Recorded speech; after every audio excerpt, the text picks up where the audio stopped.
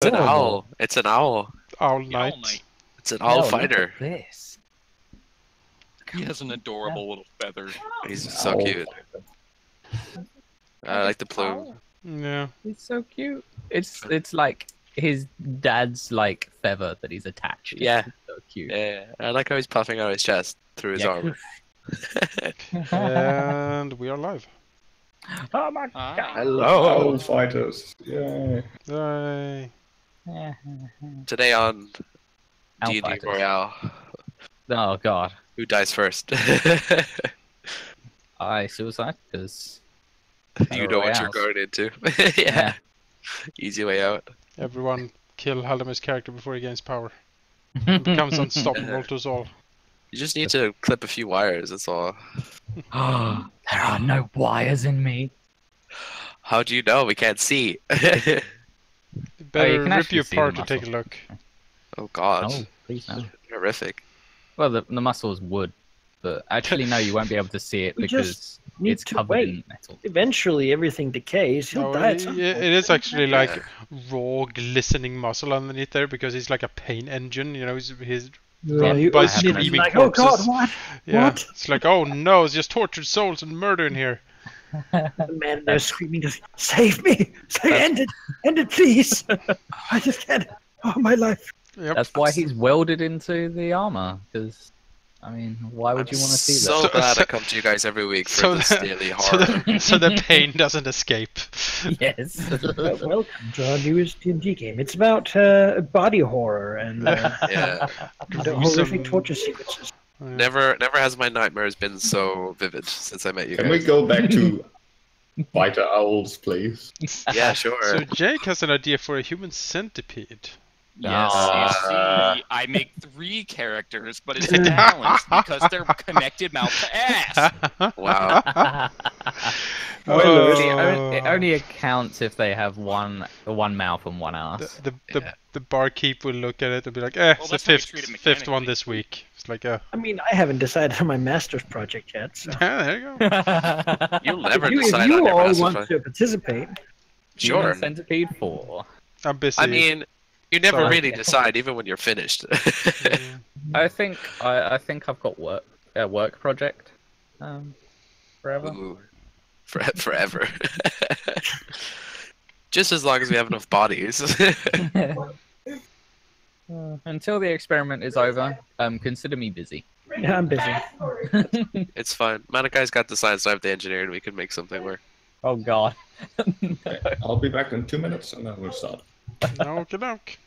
Oh my god. Consider this your warm up. Yeah. Also, I realized that something that Boneri said. Said that level 1 4E characters will take a while to die in Battle Royale. I can't bleed out because all death saves I take are either 10 or higher. So if I go down, I'm permanently down for the rest of the game. Permanently Like, down. I can't die. I don't know. I'm actually more okay with dying than being permanently unconscious, just laying somewhere. I mean, he has to collapse in a Technically, rubble. I keep rolling every 6 seconds to see if I miraculously stand up. Or someone like stomps on you and you die. Yeah. They have to repeatedly. It's good that we don't necessarily need to rush to save you, I guess. Defender goes down. It's probably going to happen a lot. Yeah. I mean, ideally, you're the one who's going to go down most. Like, if you're doing your job well. Yes, that's Yeah, the idea. You need isn't it? to really be in the way of things, really. Yeah, that's the idea. It's gonna be great. All right. You need to specialize in that Welcome. halberd so you can reach. Welcome. No? Welcome. Yes, sorry. Okay. Welcome us, damn it. Yes, to this new thing. Usually what we do when we start these campaigns, or actually have done already in our introductory video, is like have each player present their character and what they're all about and whatnot. Jonas and I in the introductory video already gave like a tiny introduction for those people who were curious, I guess, or for completionist sake. But I want to do it ever so slightly different for the start of our thing here. Because all of your characters are patrons at the Seven Stags Inn, at the edge of the Grand Bazaar in the Market Ward. You've all been there for a little while, although how long exactly varies.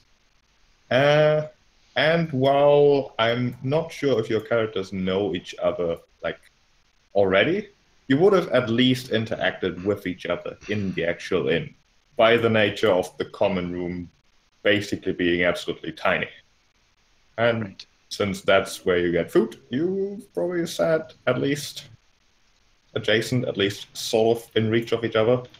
And I would like to, in whichever order you prefer, ask you, what would the other characters have perceived about your character? What sort of anecdotes would your character have told? What happened during these moments of you being forced to be together in the same room? Oh, sure, I can start if you would like. Yeah, sure. Go ahead. So Thorfin himself came here through an inheritance that his father gave him, the poetry book that you've already talked about. And it really is the forefront of his entire action of being here. And so initially what anyone would perceive him doing while he's in here eating, whatnot, talking, is that he will have the book itself in front of him, poring over it curiously, probably a bit surly looking, as he is quite frustrated as to what exactly it means. He still hasn't figured it out, and more than likely a few curious questions posed to him he'll definitely answer in full as to why he's here and how he got here. However unlikely a story it may seem, he'll indeed show them the book, and the gibberish that seems to flow around the pages that are unable to be deciphered, and the riddle he had already solved that had got him here in the first place.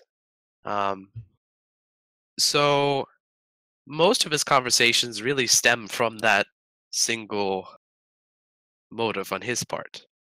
He doesn't really provoke conversation unless he's asked, but he does put in his word whenever he feels it's necessary. Most of it being the history of where he came from, Contilgrim, and his kind of religious background in that sense as well.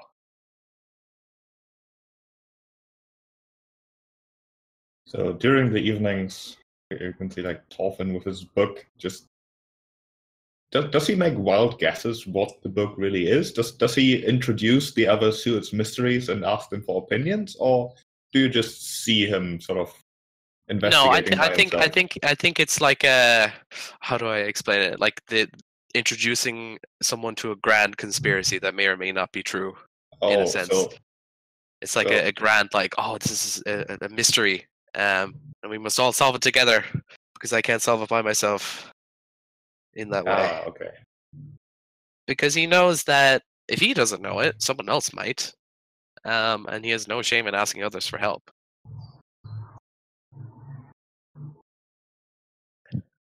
Yeah, to the others, the book would seem a bit odd. The writing familiar, although it's even very difficult to make out the language. It seems to be just words of gibberish in whatever language you happen to feel like at the moment. Except for the very first riddle, which is written out there. Well, the first two, actually. The first one being solved by Thorfin himself, which got him to Sigil, and the second one being the verses that he's sort of trying to investigate currently. So, yeah. Man, when a book of riddle has the first one be go to Sigil, things are legit. Yeah. It's a hard call. My adventure will begin. As Sheep said, that the many doors to Sigil are open in very weird ways. So he had kind of an ordeal to solve the first one, but hopefully this one won't be as harrowing as the first. Perhaps should have done that at the very beginning, but I forgot. Perhaps a few words to the inn itself, the Seven Stags Inn, we're all patrons of. There are certainly many, many inns in Sigil, coming in all shapes and sizes and variation and themes you could possibly imagine.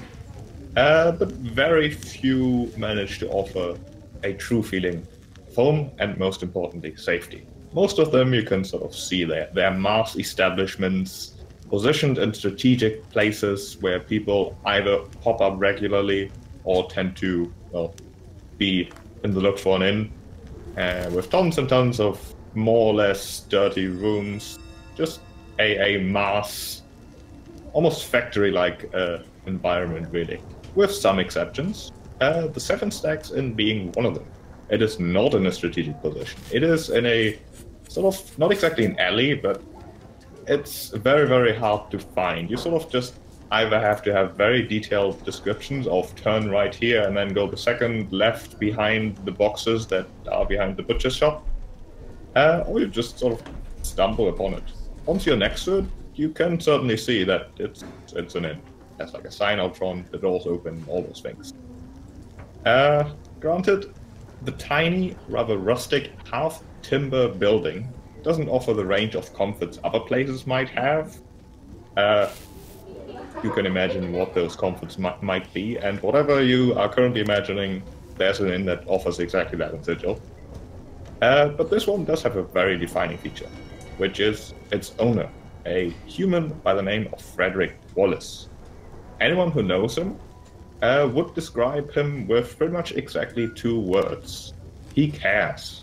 The inn itself is clean, the food is good, and if you have any problem or question or whatsoever, Frederick might not know the answer, but he'll at least listen.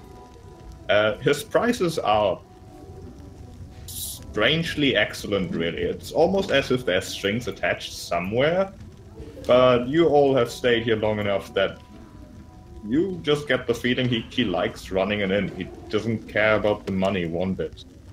He just enjoys the work behind it. He is the only worker in this inn. There's no waiters or servants or anything. He does everything. And in addition to the 5 of you, there's one more patron currently staying at the inn, who is a petitioner. A petitioner, of course, being someone who has died and came back, in a sense, in one of the planes to live in that plane until he would eventually be absorbed with the essence of that plane, which is every petitioner's goal. But this one, a petitioner from the Beastlands, in the form of a house cat, a rather large one in fact, by the name of Yidimi Yaisen, has told anyone who inquired that he is on a bit of a mission. He was sent by the Cat Lord to meet with a person who is proving rather, well, hard to get a meeting with. So most of his time is just spent lounging around, which does infuriate him to no end, because as you would all probably know, or at least the planar people among you, petitioners don't enjoy being outside their home plane, because if they die here, or outside their plane rather, they would not get to join with that plane, they would just sort of die. So generally they don't want to leave their plane in the first place, but whatever he's doing seems reasonably important that he's spending so much time. He is a cat. Cats don't usually talk, but he does, which is a gift given to him by his cat lord. And he's just hanging out in the inn to just you up. He just needs a bit less space because he's a cat. We've heard about Thorfin. How about the others of you? In those days, at least, weeks perhaps, what have the others seen of you? What have the others heard of you? What have you told? I guess I can go. Bulwark's been pretty, well, he wakes up and he pretty much follows a routine. He'll wake up in the morning, leave quite early, and then when he comes back, he'll sit in the tavern or like the main common room, and he'll watch people, and then you might see him occasionally kind of mimic what you do, and when you notice he seems quite almost embarrassed about it.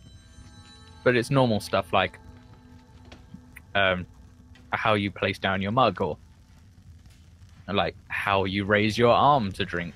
And he doesn't have anything in his mug, but he feels like he needs one.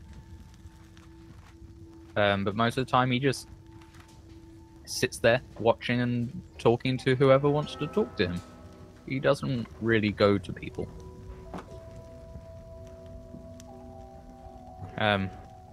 He is, however, very honest with everything, really.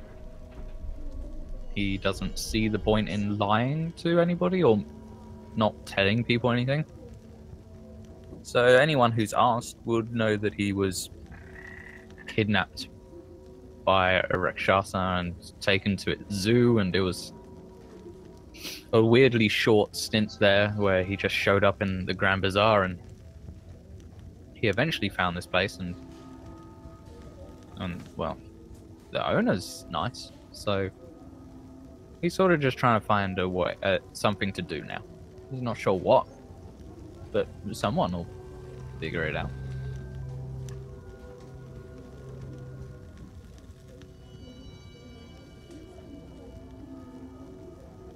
So, Zathran, a big earth genasi, glowing golden lines covering his sort of rocky skin. A race generally known for being sort of quiet and loners and dour. He somewhat breaks the mold. He's in fact been a little bit rowdy in the way that he will sometimes just come rushing into the inn and closing the door behind him, leaning against it a little bit, breathing hard for a few moments before turning into a great grin.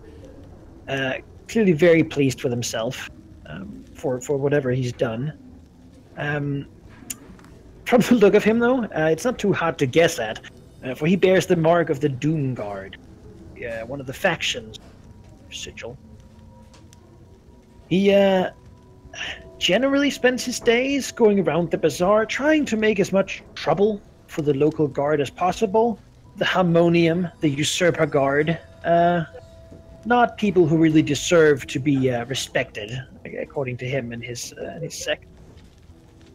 I imagine he generally, in those moments when he's come back from some successful act of vandalism or troublemaking, is rather exhilarated and actually will like spend some time just with whoever is around, racing a cup of whatever is around and toasting to a little bit more fun. Beyond that, he also has a tendency to pay for other people's drinks, which might earn him a friendly smile here and there, suggesting that a bit of sort of ale and a bit of alcohol makes the mind feel freer.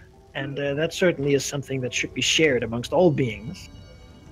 He'll do his part to create a more fun and sort of chaotic aspect. He bears with him two massive swords, really too big for most people to use, and he uses two of them. His rocky physiology about aiding him in not having really muscle fatigue, and so being capable of doing something like this. It is something that might raise eyebrows in other places, but in Sigil, yeah, he doesn't really stand out.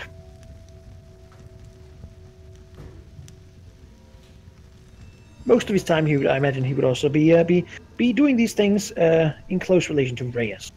Yes, Reus is a man, a tiefling, who is all about a quick smile with a lot of very pointy teeth, and being fairly effusive and friendly towards people.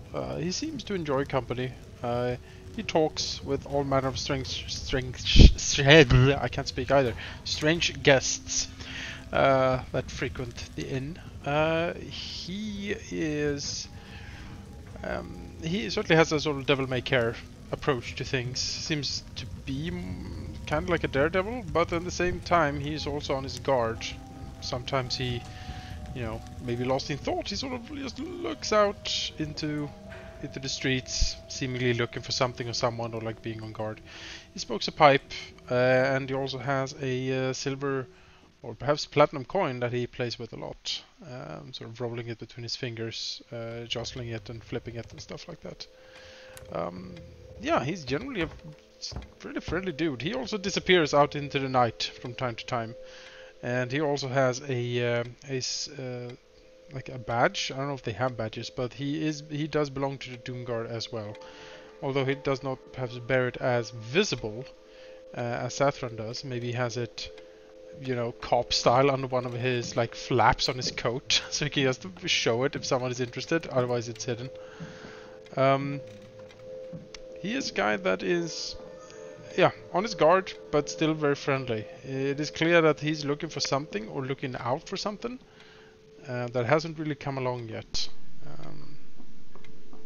Yeah, Reus. Yeah.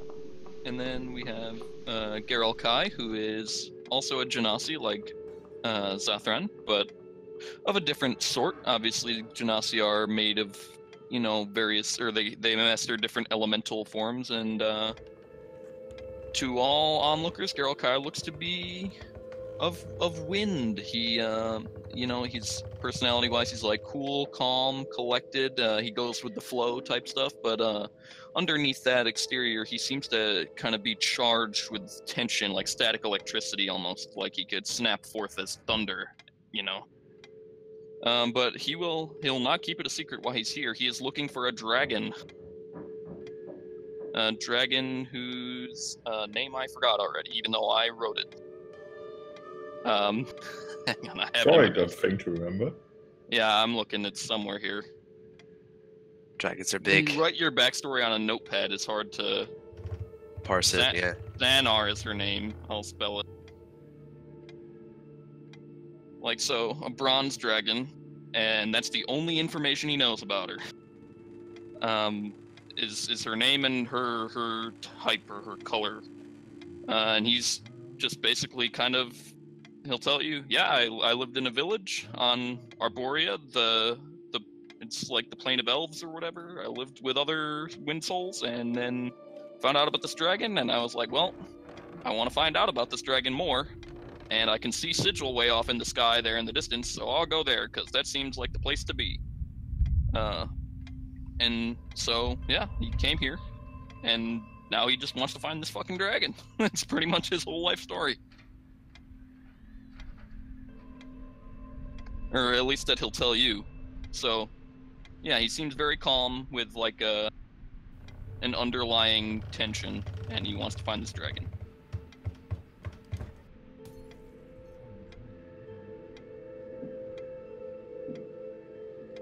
Oh, and he wears like robes and stuff, and he's like very clearly a practitioner of magic as well.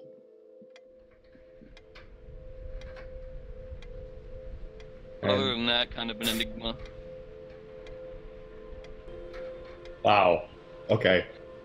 Sorry, I've tried to talk twice, and then you immediately restarted. Are you done? Yeah, go ahead. Okay. That sounded very rude. I apologize. No, it's cool. I know what you mean. Despite Sigil not, well, being fully enclosed, the torus that it is, it does have, of course, day and night time, where the ambient light emitted from the center of the torus wanes and waxes and eventually flares up again in a sort of 24-hour rhythm, more or less.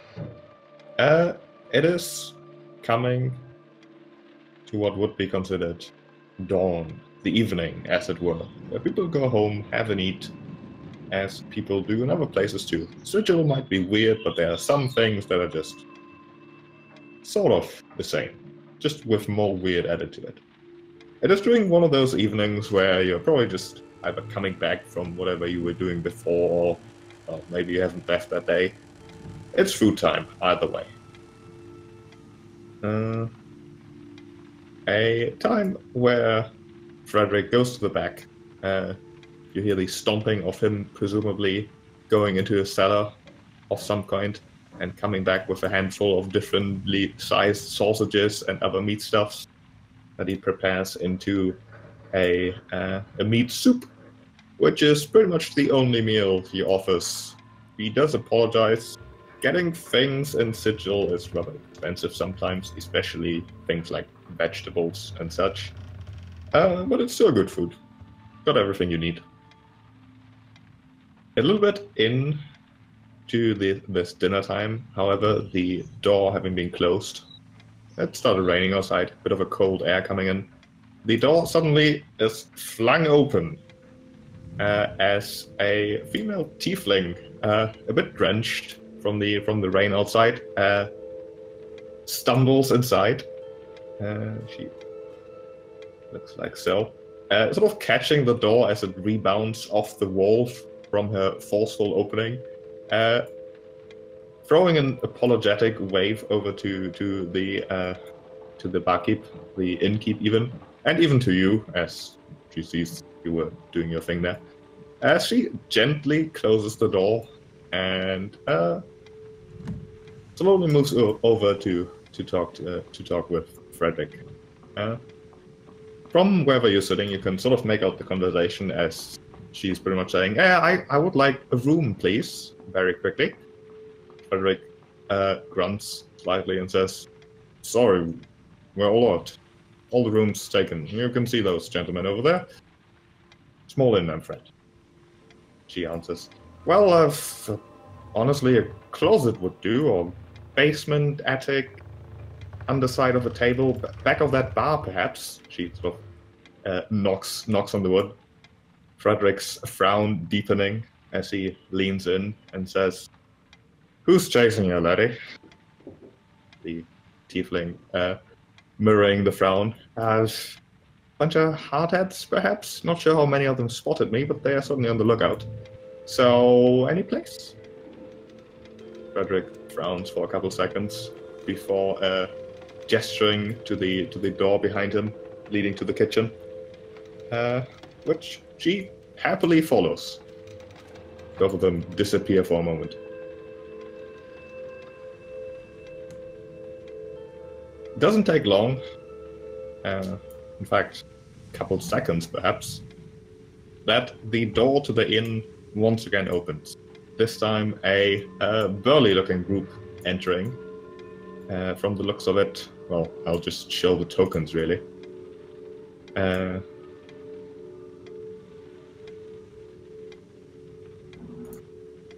A dwarf, or perhaps a Durga at the front. Sort of looking around, giving some hand signs to the people behind him, as he says, over towards your direction. Oi! Seen a tiefling over here? That female one. Not that guy. Don't care about him. Reus flashes a smile towards the rude dwarf. And doesn't really say anything currently. He's sort of, he sees Zathran's nod in the corner of his eye. Zathran looks to them. Do they bear any markings? Oh yes, they are obviously from the harmonium. Obviously from the harmonium. Huh? Well. Well, Reus gets up. Zathran smiles slightly as he also gets up. Reus walks forward and says, my dear friends, there has certainly been no female tiefling running through here. Absolutely not. I assure you, it has just been us, quietly enjoying, well, waiting to enjoy our dinner. It is cooked currently. He smiles again, a teethy smile. I assure you. The Durga crosses his arms as he says, well, I suppose we must have been mistaken then, as we saw her enter this place. Must have been a different door, but just in case, I think my people are going to check out the place. You know? Reus is still smiling and says, I am afraid I cannot allow that. The Durga sighs. That are we going to have it? More troublemakers, all of you, I suppose. Can't have that now, can we? I will say, however, my troubles are not with you. In fact, I would even reward you if you did see something about this tiefling. See? Bit of jink, perhaps, to make your evening more enjoyable. The smile just keeps going and says, I see. Well, I am afraid that the proprietor of this place is quite particular about his privacy. And since we are friends with him, it behooves us to, well, safeguard his interests, yes? No, your customers are not friends of this place, surely. What do you care about us checking out the rooms, the back doors, whatnot? Making sure that this place is, in fact, all proper-like, you know? Reus smiles and says, as I said, we are friends of this place. He keeps eye contact for a bit, then gestures to the bugbears behind him, pointing at that door over there. As he winks over the hobgoblin to the side, and sort of just whispers to him, check out the back door, check out the kitchen. As he will keep eye contact with you as they do as they are told, pretty much. Yeah. Or try to, anyways. Will step in the way with his blades. Just his arms currently crossed as he looks at his completely single color eyes, no irises in there. Looks at this hobgoblin. He says this. I don't think we were quite finished, actually. Well, tried reason, I tried garnish even. Last thing to try is the rope, I suppose. As he will initiate combat. Oh yeah. Yeah, no, I'm not gonna take any shit from these people. Just defend ourselves, really. Yeah. Alright, little disclaimer. Yes. It's been ages since I played 4th edition. Our test combat was useful, but I am going to mess up things. I may have to retcon things that I forgot about.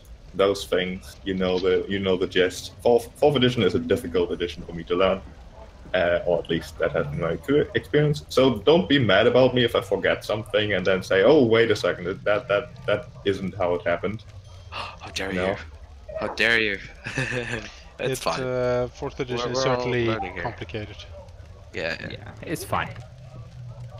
But We're all gonna screw up like that. I think. Yeah. Just if you have like a DM screen PDF somewhere, those are very. I have, yeah. Okay. Those Yeah. are some good rolls, boys. Remember that you'll get a +2 from me Oh. We I all get a want one. +2 to your initiative. There you Yes. go. Let's just change that then. There we go. Yeah, we might as well just change our initiative thing, right? Can you change your own initiative? Yes. Yeah, Actually, you can just just add have- initiative bonus. Okay. You can just Oh, right yes. click and As set an long- initiative and make it whatever you want. As long as you can see me at the start of combat, you gain Oh a God, +2 no, to your that's wrong. initiative, thanks to Oh me. no. No.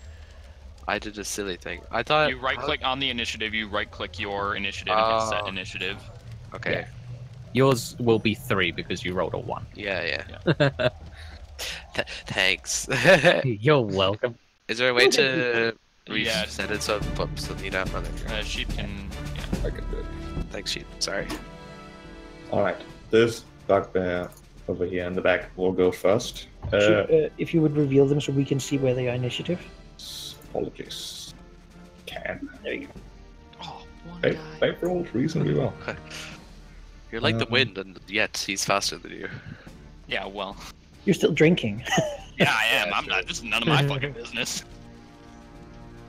These bugbears appear to be armed in reasonably thick armor and wielding a Morning Star, which they have drawn at this point, and a hand axe at their belt.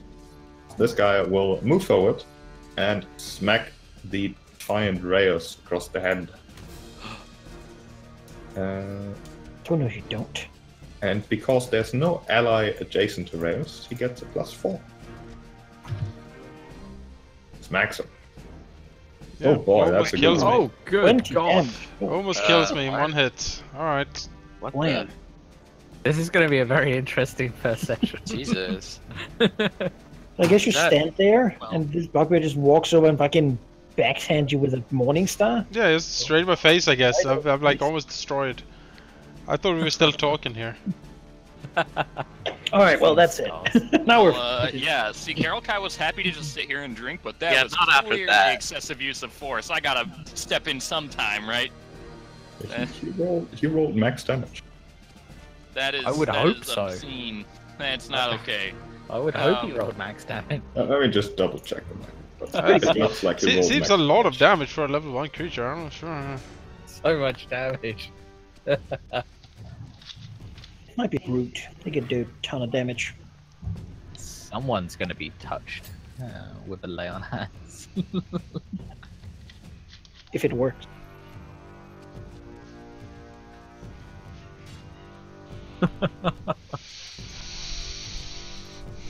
God damn.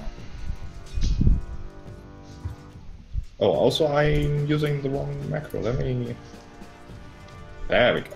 This is proper. There we go. Okay. Yeah, so I was waiting. You said you were going to check on the... I didn't want to go ahead if... Am I good to go, or...? Yeah. Oh, okay, cool. Yes, so I'm going to, you know, he's gonna look over. He's, you know, sitting here with his drink still, and he looks over as the Morningstar like thwacks upside Reus' head, and you know, his skin turned. Well, so right now the token's not really indicative. He's like more of a pale white right now, but he flashes purple for a second and kind of starts crackling with lightning. And he throws a lightning bolt right at that dude. Like that's excessive, butthole. That's it. Oh, you ended your turn. Did I? Ow! I didn't click anything. I don't know. Now this guy's done. I clicked only my lightning button. Don't know how you did that. Try again. Working out the kings, guys. That's Yeah. okay. It's fine. Also, it's worth noting that these guys don't look like scrubs. They are proper harmonium. Mhm. And he rolled a crit. Oh. Well, 13 damage. Eat my ass. You may choose another creature to take some damage. Yes. And it will be the boss boy. Hang on, I Oh, have God.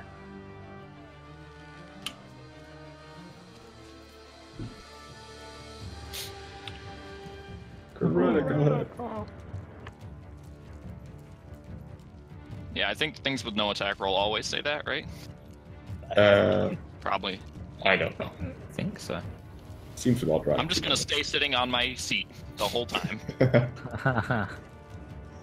As this guy, first of all, will order his companions around a bit, sort of taking over the role of the strategist, as he will use tactical deployment. His allies may shift 3 squares.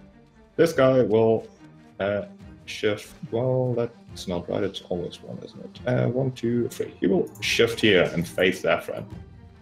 Whereas the Durga will stay where he is. The commander himself will step here and try to poke Zathran with his spear.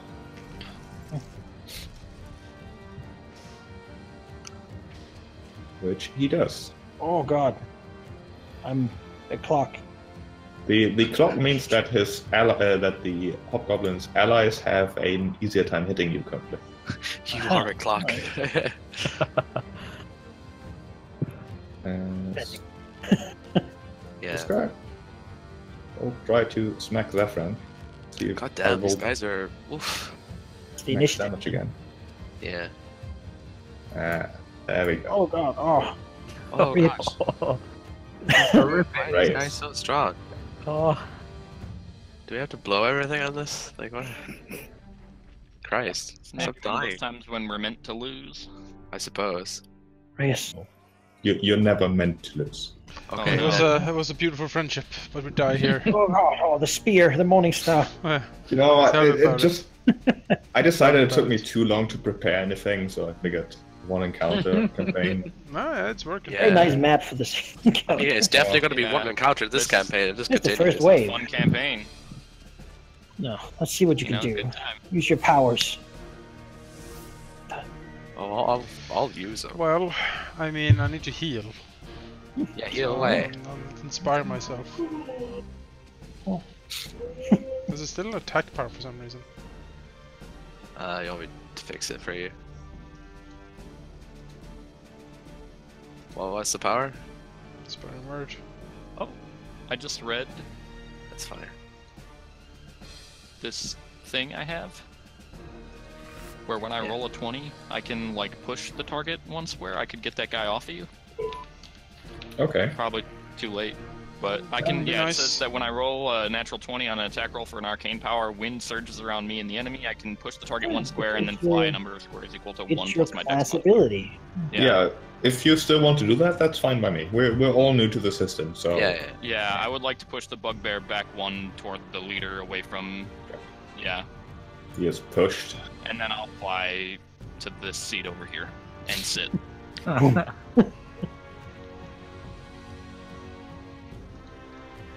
Just So, fly around and sit. I mean, I could. No, I can't get past him. Well, in that case, after inspiring myself, I'll slip around here, I think. Yeah, and, well, I mean, I really don't. Who seems to be the most armored out of the commander and the thug? The commander seems more armored. Okay.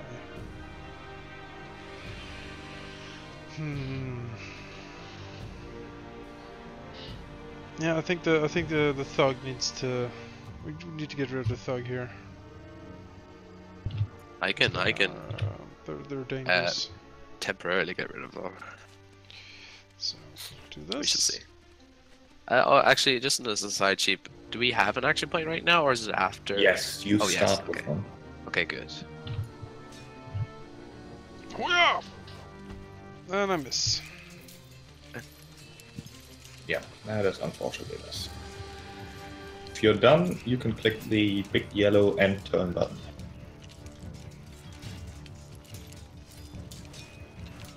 That's it. All right. Well. Great. Sheep, can you remind me of the action type of? It's a standard action. Because I need some hit points right now. So. But then again, do I though? And none of these guys seem to be carrying ranged weapons. I can. The bugbears appear to have hand axes, presumably to throw them. Oh, great. The sub-commander doesn't seem to have anything of that sort, and the Durga and the Bat seems to be some sort of caster, presumably. So first, I'm gonna take a second wind. Heal a little bit, get some high defenses. That's something. And then I think I need to.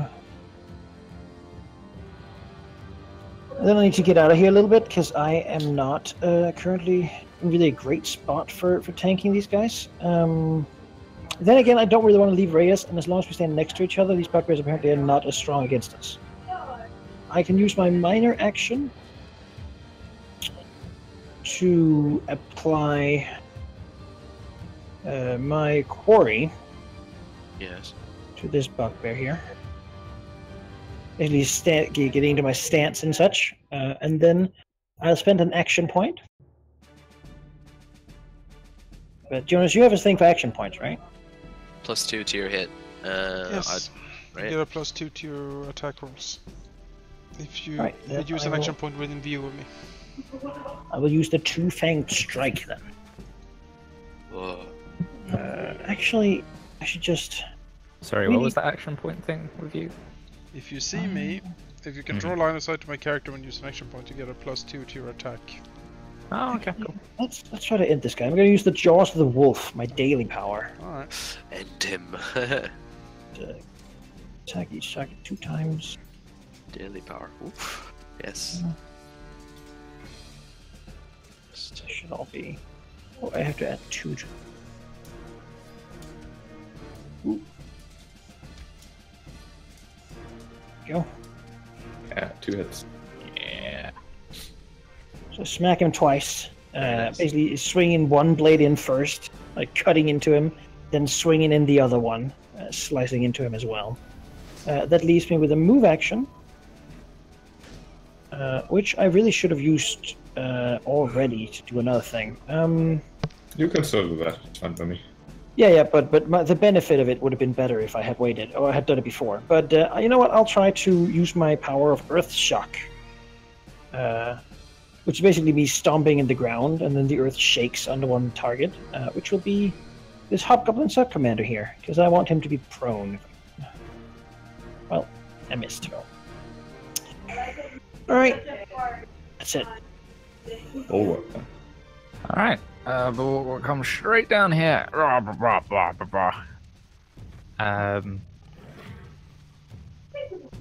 Flipping his axe out from his hand, or from his arm. And then he will start it off with a divine challenge. Which is a burst 5 on the leader Ra. I don't know why it rolled, it just happens. It doesn't get a thing for it. Well, you missed apparently. Apparently, it doesn't have an attack. I don't know why. Oh, it's because you checked the attack roll. I can get rid of it for you later. You can set it to also, I believe. Yeah, Yeah. it doesn't matter that much. And then I will do my challenging strike on this bugbear in front of me. And miss. Whoa, that's a bad roll. And you know what? Oh, screw it. I'm going to blow an action point as well. There it is. You that have. button. Let's see. Okay, sure. No. I thought you had forgotten to add your proficiency bonus, but you haven't. No, it's like a +6, so it's just a very bad roll. And then I'll attack the bugbear in front of me with Paladin's Judgment with a +2 to the attack, yeah? Because it's an action point. Yes, that's correct. Inspired by the tiefling. And Reus is like, hit him! And then Zathran can spend a healing surge. I definitely will. As his god's power flows through him and into you. As Is that he magical realizes. healing? Hmm? Is that magical healing? Yeah. I think So, so. really? Yeah. I mean, Sheep. you can I mean, spend a healing yes. surge. Yeah. What was your ruling again? I had to roll something, right? You should remember those things. It's pinned in the chat. Pinned in the chat. What? Is stuff pinned in the chat? Using inspiring word. If not, save or take You half get- healing. You get your normal search value regardless, but anything above that you need to do a. Half. So it's just normal search value. Yeah, then Yeah. nothing happens. Sure. Then it's Yeah, then that's fine. Yeah. Any bonus? Okay. This guy. Well, initially having turned his attention to Reus, will instead cast a spell at Bulwark and produce a bolt of fire. Throw at the warforged. I didn't target you. Try again. Misses them. There was Pew, no pew. attack roll. What? No attack. That's Excuse me. That's not correct. Man, these dudes are good. Auto hit. Terrifying. Auto I'll heal that 12 damage, yeah? Yeah. Yeah, okay. Yeah, the importing of that blocks is just good enough that I miss Yeah. minor things. Let's try this again, this time with an attack roll. Mm. Damn bashers. Well, the damage was a lot less. But 9 the attack damage. roll was 27. amazing. Holy Pretty moly. solid. God. Gracious. I'm not arguing with that. You're doing your job. I am doing my job. It's true. As the fire engulfs him, but he battles through it. Fire cannot hurt metal. I feel like that's the one thing that can really hurt Well, metal. Well, I mean, it has to be really hot, right? yes, Uh, fire. You'll take a step back, sort of eyeing Zathran and Reus over there. And Oh, see yeah, if look you at can you. Spell. Oh. But that'll be for next turn. Thorfin. Yes, me. 2 questions. One, Provoking attacks, is it if I move into the threatened area? If you move out of it. Out, okay. And if I Out of use a any spell ranged power in melee, I get... Yes. Right, okay. Okay, good to know. Well, If it's a close power, it doesn't provoke. no. But if it's a range, that's fine. Sure. He is a bit slow. He scrambles off the chair. And as he walks forward, he raises his hands, bellows out, "How dare you!" as he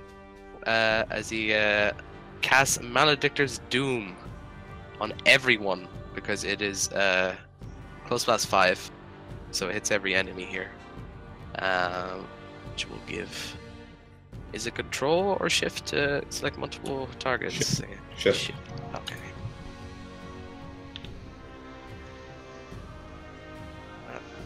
Yeah, it's kind of awkward because it's the exact opposite as it Oh, is in gosh. everything else.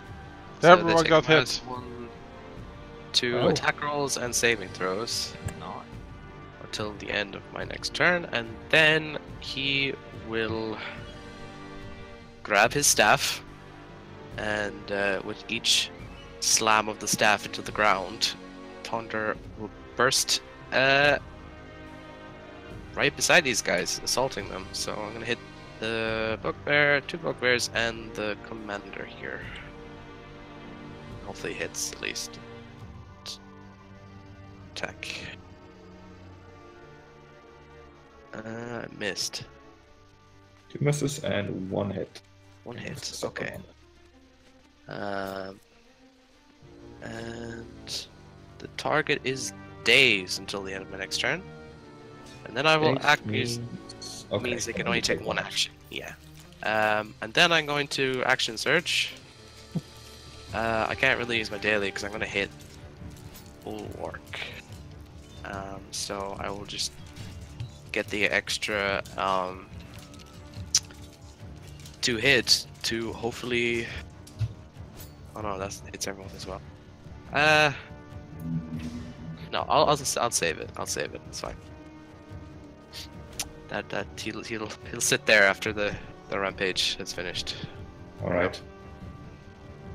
Thumping your staff on the tavern floor, sending chairs and tables and enemies alike flying. Yeah. This bugbear isn't so sure about anything anymore. There's a big thing in front of him. He'll smack that. Watch out! Troublemaker. Watch out, Bulwark. They're bad business, these guys. Hopefully the minus 1 health. Oh, thank God. There we go. There's clonks in the armor, like...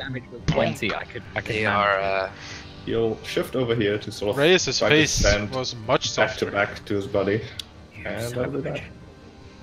Okay, well, Garel-Kai is going to cast the Stormwalk power, where he takes a step and light thunder crackles from it towards an enemy. He will use that on this guy. Missed. Ooh, don't want to double click myself. Shift there, and then use the action thingy. There's a button for that, right? Yeah. Action point, yeah. And then cast my daily to create a swirling wind all over these guys. Oh wait, I got a +2 to hit on these boys. Yes. You certainly do. I will draw the thing.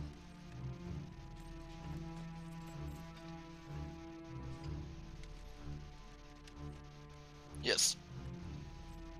Okay. Okay. Creature that starts there takes your charisma modifier. Damn. Wow.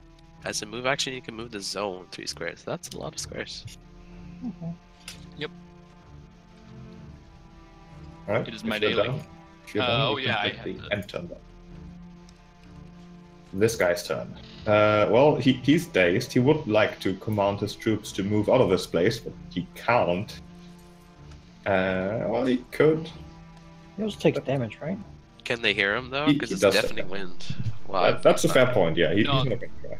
It's not a condition, to be What's fair. your- Yeah, it's not a charisma condition, but it is wind. It is the description, but yeah. Yeah. Oh, it does say it creates a deafening wind. It doesn't deafen them naturally, though. No. Yeah, It's just not a that condition, but it would disincentivize him from trying to shout over the wind when he could be stabbing evildoers. Yeah, or yeah. troublemakers, rather. Evil is perspective. Trouble is not. Yes, clearly. How much damage do you do? Oh, Or does yeah, he my take? charisma modifier is 3. He takes 3. 3 I have a damage. macro for it, actually. I can hit him with it.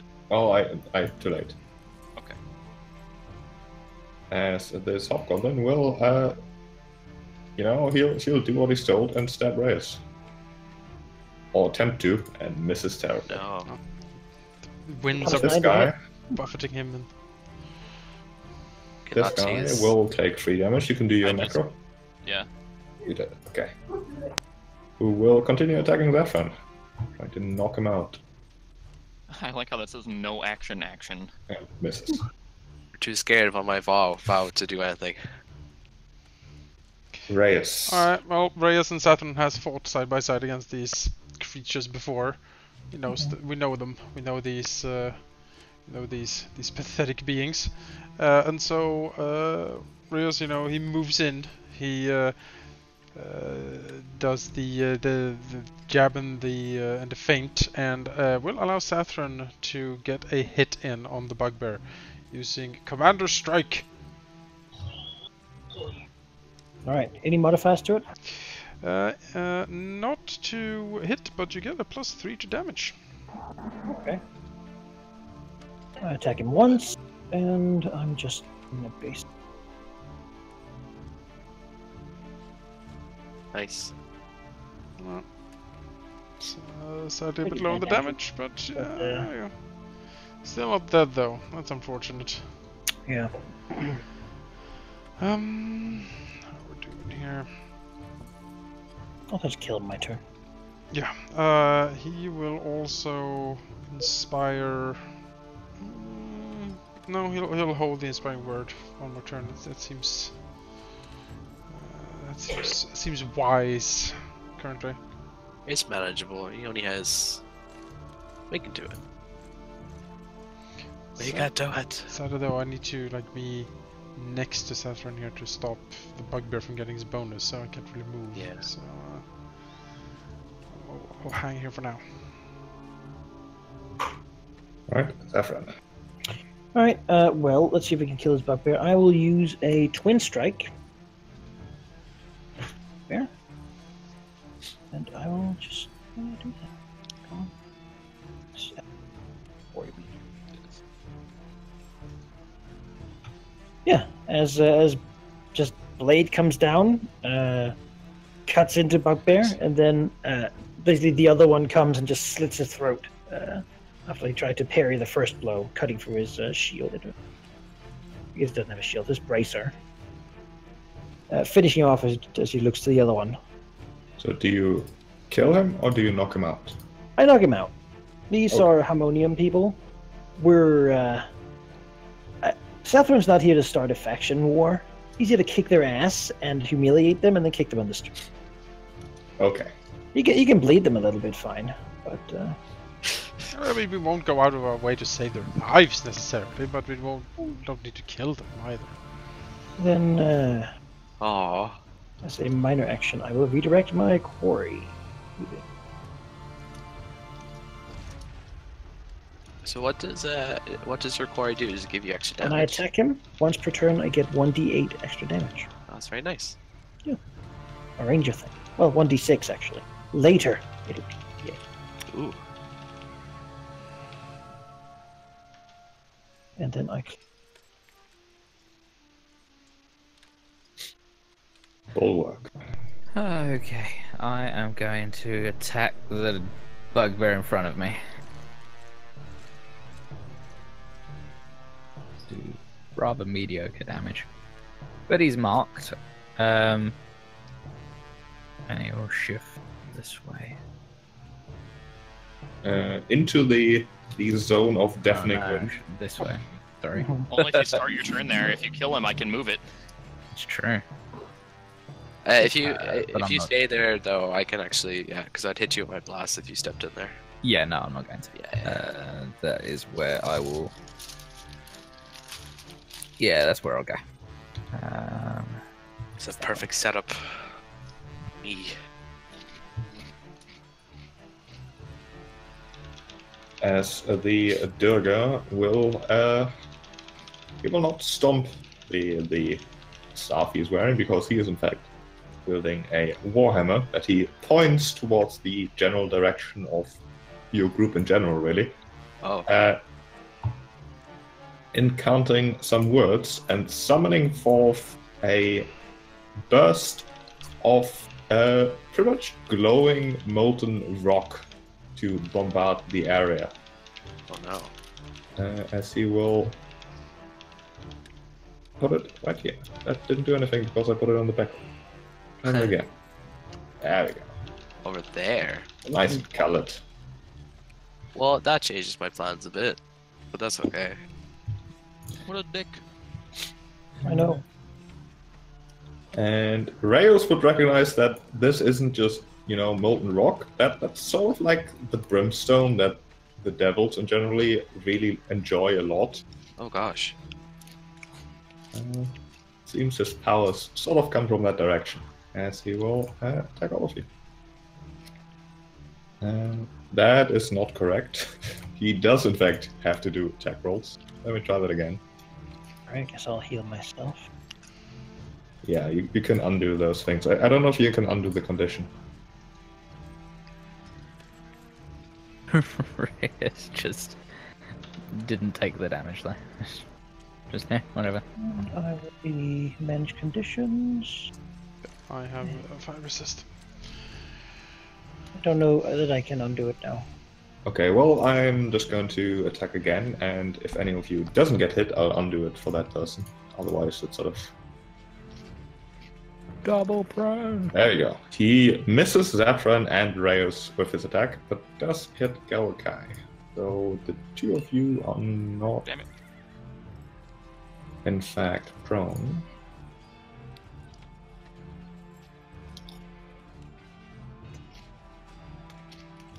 As, things have been knocked over by Thorfin's attacks. Things are slowly, catching on fire as the brimstone cinders are eating at the wood.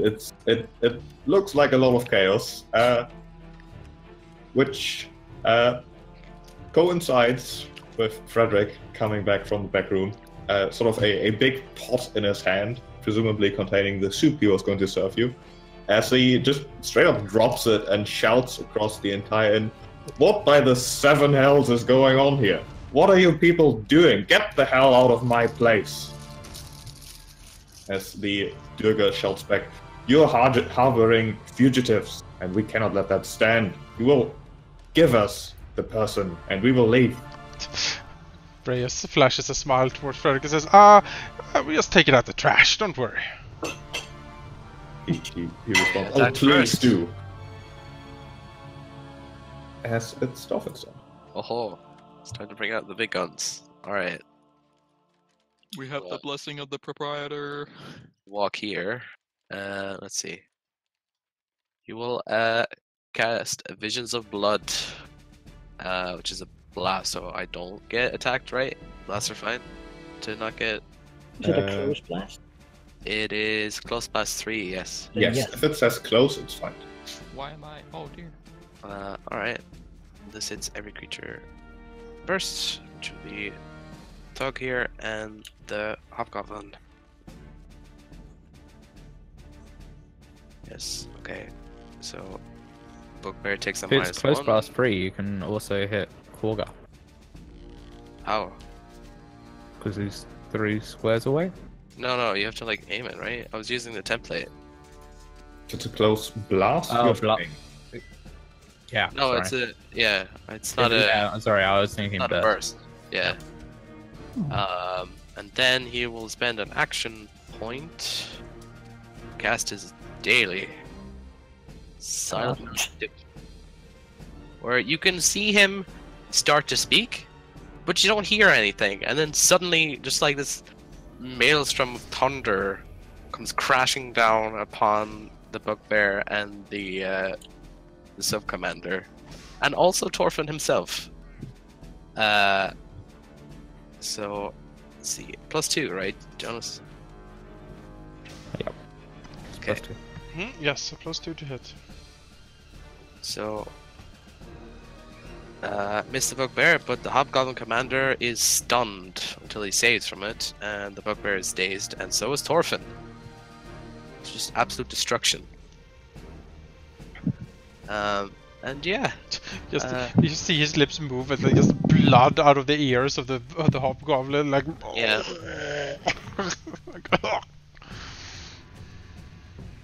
All right. Hobgoblin has seen better days, but he'll be It at least takes 3 damage to start. That's true. Do your macro. Please die. Oh, from I this. forgot to select him. Probably. Oh, kill him. Still hanging in there as he'll try to smack Thorfin with his Morningstar. He'll have combat advantage He because I'm takes dazed. damage! So just make sure to make that. Mark punishment. The system should do that automatically. Bam for a critical, just clobbering you in his base state. Just a You know, this damage. is wild not fair. flail. He does take 4 damage from Martha. Oh, because he didn't attack. Oh, Oh, yeah, yeah. I think it's one. Because he didn't choose me. Yes, die from That this. was 3 plus my charisma. It's 3 hit points. That will be your downfall. Who's been Garel-Kai. fine? Oh wait, this thing's. Well, I think. Is this So fire? what kind of still in effect the does ground? standing in this death zone? No, it just looks that way. It's slightly singed, the floor. It's not dangerous. Oh, it just happens and that's it. Okay, okay. Okay. In that case, I just I'm like the look of it. gonna zap that dude with lightning, the guy that cast it. If clicking the macro will do anything. There we go. Oh, You. well. That is a pretty terrible roll. Oh yeah, Oh, you cast a you're range prone. attack while you're prone, but that was a 1 anyways. Yeah. So the question is. Oh, Okay, you're never on the mind. ground. I answered the Yeah. question. So if you're prone, the system automatically misses. Yeah. you. How do I stand up? Is it just move action? Yes, it's move action, and I think I have to remove the condition for it. Well, no, I'll I think do that. prone gives you a modifier. I think you just rolled a 1. That sucks. Yeah, I did just roll one. Are you done? Yeah. You Click the should button. have clicked the button. I This need to guy. get used to that. Yeah, fix it. He is done. He is stunned. He must save. He will At the attempt end to of his save, turn. and he succeeds. Does it still Fine. have the -2 or whatever? No, it's at the end of my turn, so it's gone now. Reus. Well.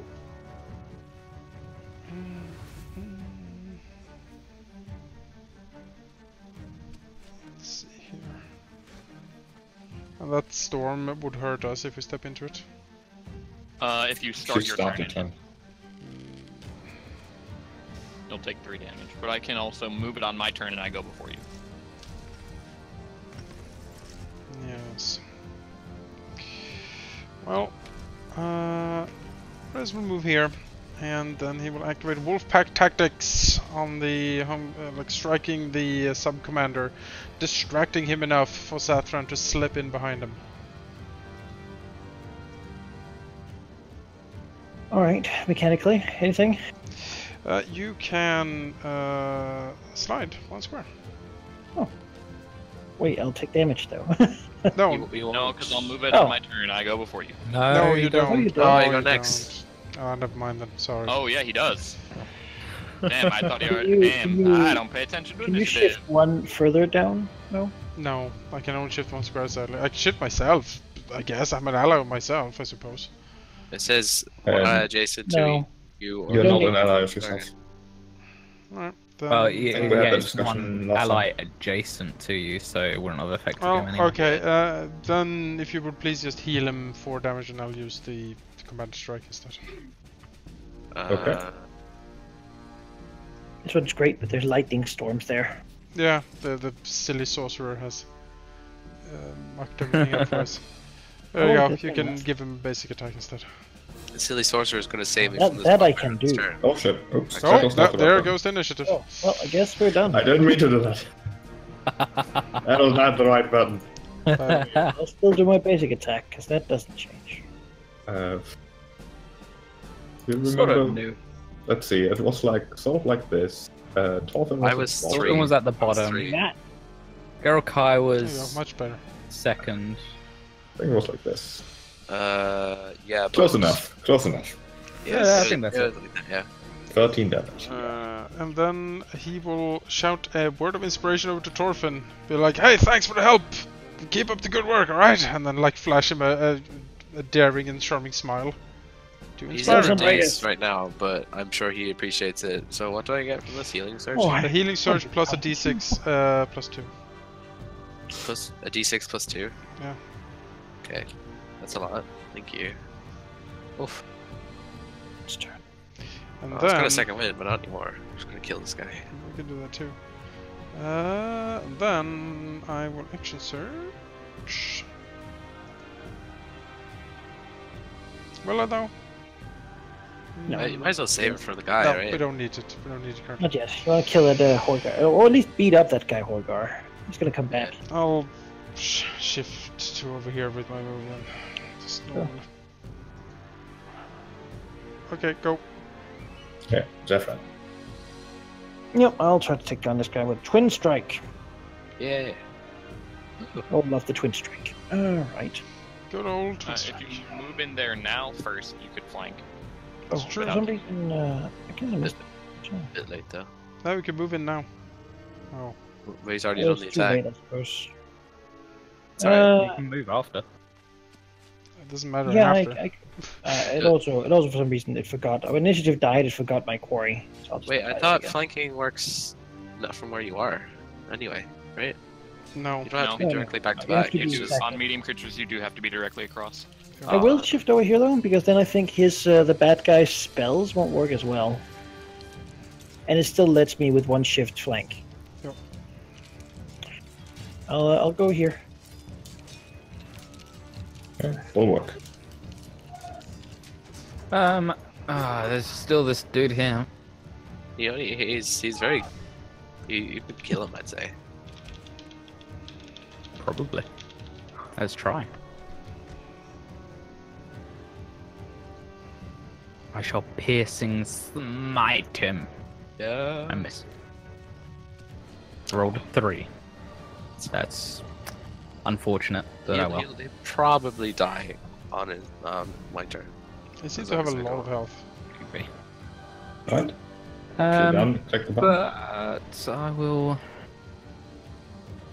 He will stretch out one hand towards Thorfin, laying his hand upon him, which for some reason is an attack. But Everything is an Laying his attack. hand upon him, then Everything is bow, an his flesh off the bone. but you can spend it. Devouring Inflict his major Slap wounds. Thank you. Slap Drain them and they life. feel invigorated. They're Oh, like, actually, Harm. He was already dead. Sorry, what were you saying, Halldamir? I spend the healing surge. You Oh, get for the me. hit points. Oh, sorry. Wait, so I get your value for me? Yeah. Or do you spend the surge but I get my value? No, no, I instead spend the it's target my- regains hit points as if it had spent a healing surge, so he gets You gain his your value. own value, but you spend Yeah. one. Yeah. Okay. Yeah. So Oh. just take back one So of your it's surges. basically it's exactly as if you used one, but it spends his surge. Okay, how do I give myself one back, sheep? Healing surge? Yeah. It's That's a in good your question. choice. I think if you go to management and then edit character, you can set your Ah. current. Oh, I settings. can. Thank you. I just went into properties and changed it. So, blah. Alright. He will lift his warhammer and counting words once again. Of course you As he will summon a thick layer of fumes to engulf a bunch of people. This guy's a Sulfurous. real dick. Fumes, Oh my gosh. Which will hit so many people. Oh no. Well, I mean, wait, Everyone but it might not hit but- yet. Garel-Kai? Yes. Alright. It's just a bit difficult to say. Even hit his friends, but he is willing to make that sacrifice for Oh, them. yes, kill them all. Be nice. I was hoping he wouldn't hit me, so he'd take that 4 damage. But Oh, what? As We blinded? that should have had an attack roll. Well, What the hell? I guess we'll, I seem to notice a trend here. heal Can my we- Yeah, I guy. know. I Can know. we heal that back and then try Yes, again? we'll heal it. We Okay. heal Uh, back. so if I just want to put a value, I go general and then bonus to healing 5, for example. Or Yeah. what is this effect on me?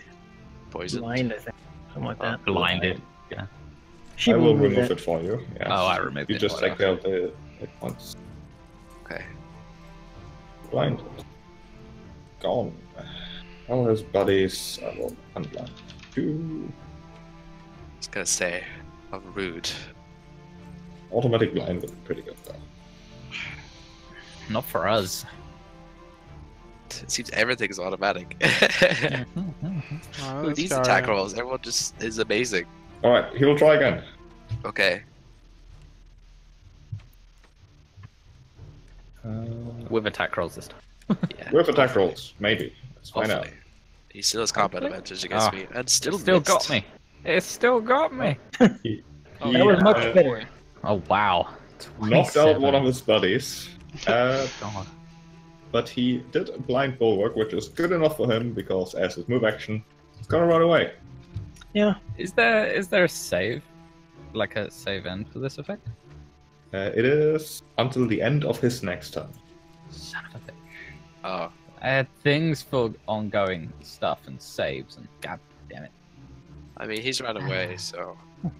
Perfect. Alright, well, let's get rid of this. Uh, Days, call so I after only him. Good fun dancing with you, hardhead. Let's see here. Which Shouts one at them, and don't come back. He'll cast Visions of Blood on this guy again. Visions of blood. Oh, missed. Have I told you about my visions? I have. Which Yeah, is we, a we death may card. beat him up in a bar brawl, but he's gonna have like psychological problems It's gonna be bad. for us. years down the line. Um, I don't know what happened, but I just see blood. I see everywhere. blood Whatever. I'm running out of the eyes of anyone I talk to. I dream of blood constantly. Oh, Is my it, days are gone. I don't know possible what- to hit someone with lightning and non-lethally? I haven't investigated how non-lethal damage actually works, but I'll say yes until I look that up. Then Sometimes. I will attempt that.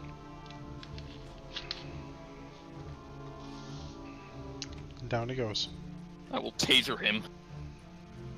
He twitches and falls to the floor. Do you want to chase the Durga that ran away?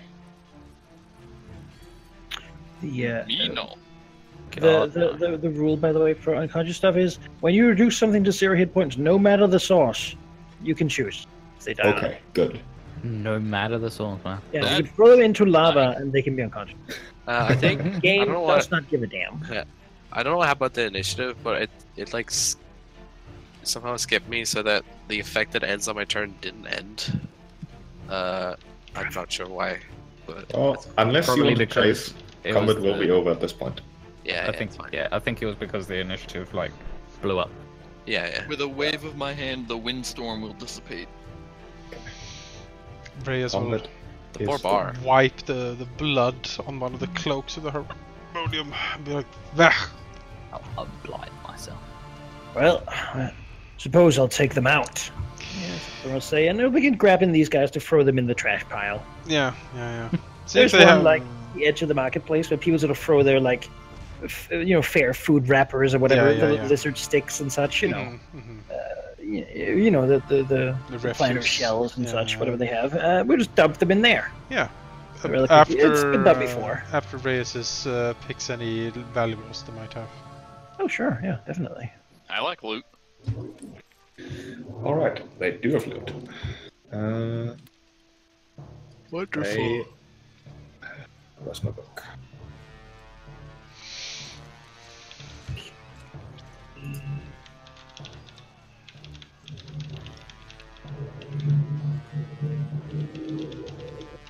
It is. The two bugbears were carrying a potion of healing each. And between the different possessions the bugbears and hobgoblin have, you can recover an additional 200 gold pieces of various coinage. Who wants to be group accountant. I can. This is always the I most can do exciting part of a new campaign. Who wants to be the one who has to keep track of all this? I don't mind. Yeah, I don't either. Whatever works. Sure, I'll. You know, I've done it. Valky hasn't. You can, you know, it's your.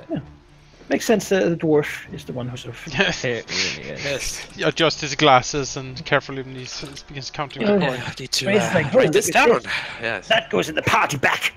No, he just puts it all in a bag. Smacks you over the fingers with the staff. No. Mine. When it comes to divvying up quest rewards, he gets it all, and then he just reaches his hand in and throws. He doesn't count them at all. Just like, this is your share. Yeah. Yours. But because he's a dwarf, it's exactly right every time. Yeah. It's just perfect. Wow. Savant Garel-Kai, counting. that is- So To count the money, he just puts it in a bag and sniffs it. I sniffs it. Oh. Yeah, that's very undercover. Oh, I love the smell of loot. Gold. So a couple healing potions and I Two want- healing potions. and 200 gold. I will take a healing potion if so. If no one I don't need objects. that shit. Yeah, it's fine. You know, You can stay body on. decay Then, happens. then let's see here. So you just want to take one, nobody else wants the other one? I mean, I'll take two then if no one else wants them. But No, I mean, Go ahead, Reus. I want you to stay up. yeah, I'll get two healing Take 'em. potions then. Alright. Reyes will take the potions, look at the others, being like, huh? Huh? And then when no one makes The a day you move, stop yelling at me is the day I'll die. Reyes just flashes a smile. Yes, well, he looks at the pile of harmonium and says, yeah, well, they pay them well, it seems. Maybe the wages have risen.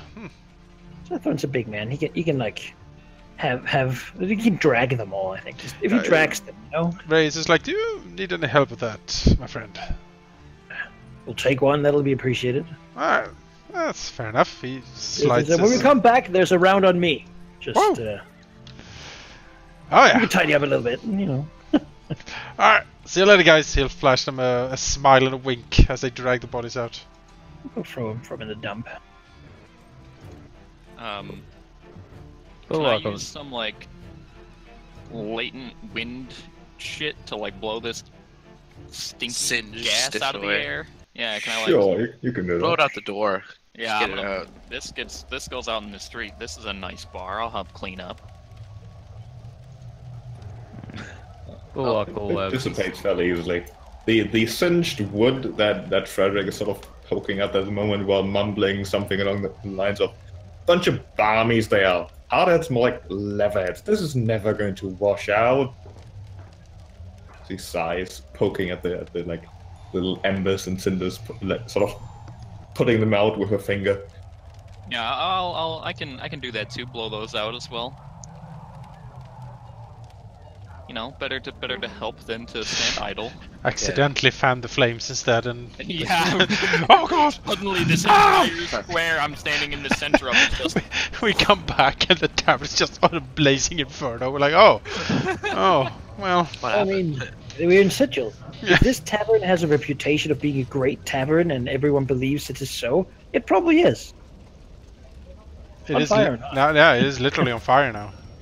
It bothers me that the corner of this building has been cut out by like an eraser template tool, like a circle. What? In the bottom right corner of This the building, it's yeah. That's Oh, that's We don't that's- talk about Yeah, that. that's from before. Don't You know, worry we about owe that. the innkeeper a favor, and just, you know, don't remind him. You know Yeah. what? Yeah. Let's canonize this dent here. It looks like it was melted with a little bit of acid that has run down the wall at some point. Oops. It seemed like a great idea. You know what it was? It was a good time for us. And the other guys, well, Yeah, not so good for them. shouldn't have been around. Yeah.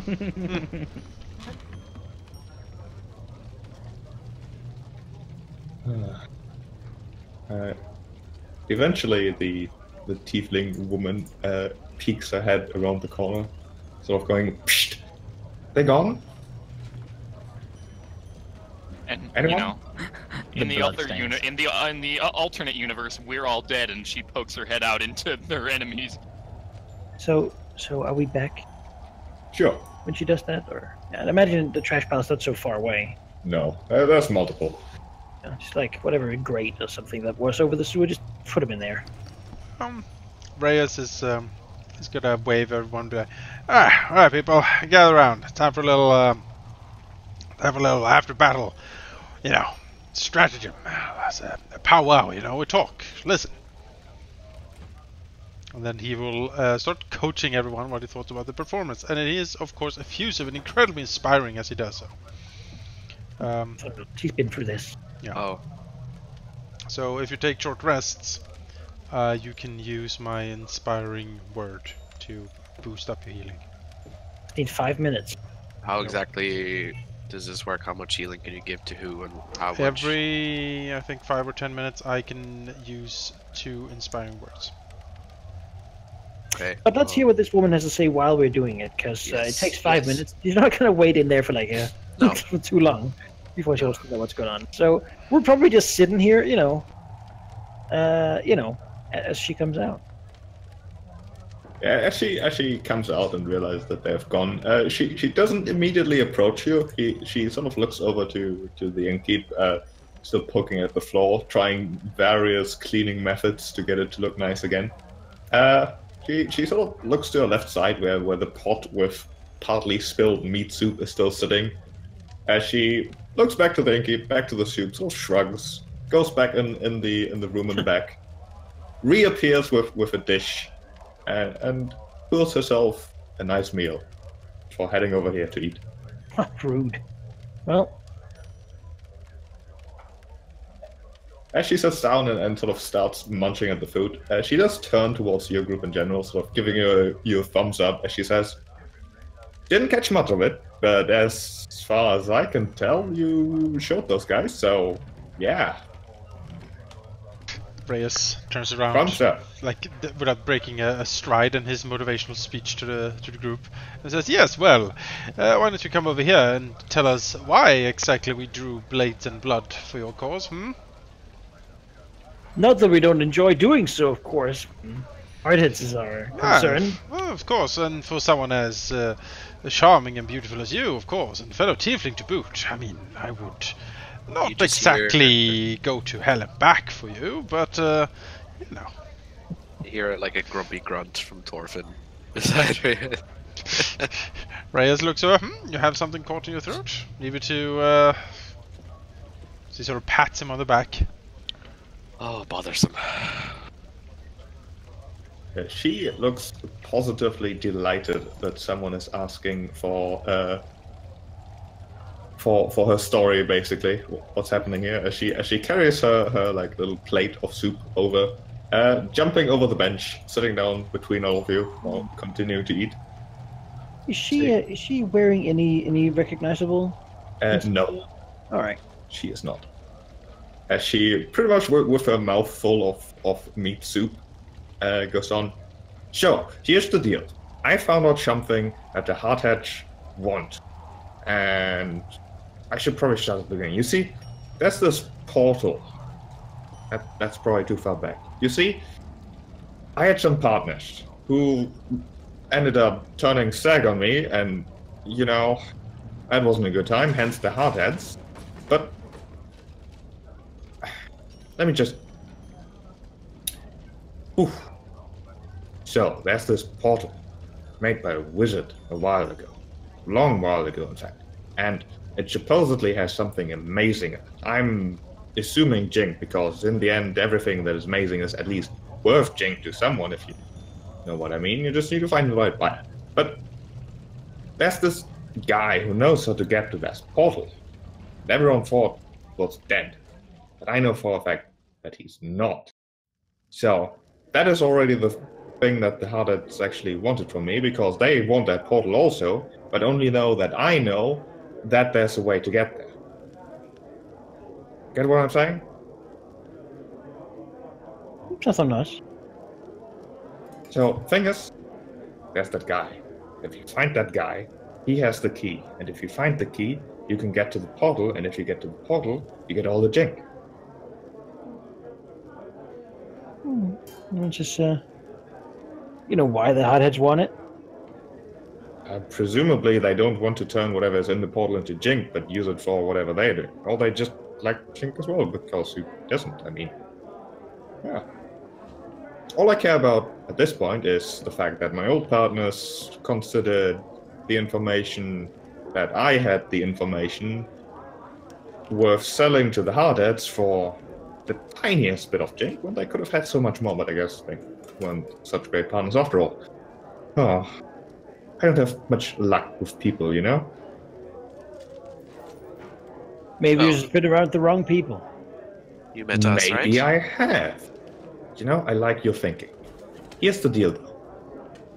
Bunch of hardheads still around, but everyone is sort of chasing me and different groups trying to get the information only for them, so they don't have to pay the factor with the Jink they get from the portal and can keep it all for themselves. So hardheads, despite being all about order, they are really quite narcissistic mostly, as is everyone in Sigil, so what's new, I say. But let me tell you the dirt of it. In the hive, the wizard, well, not the wizard, but his apprentice, still around. He knows the key, presumably, if my information is correct, which I assume it is. He's still alive. Name's alive.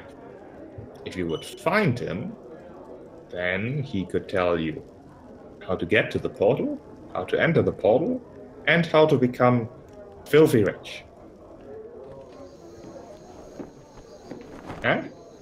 Filthy rich, anyone? No? No, just...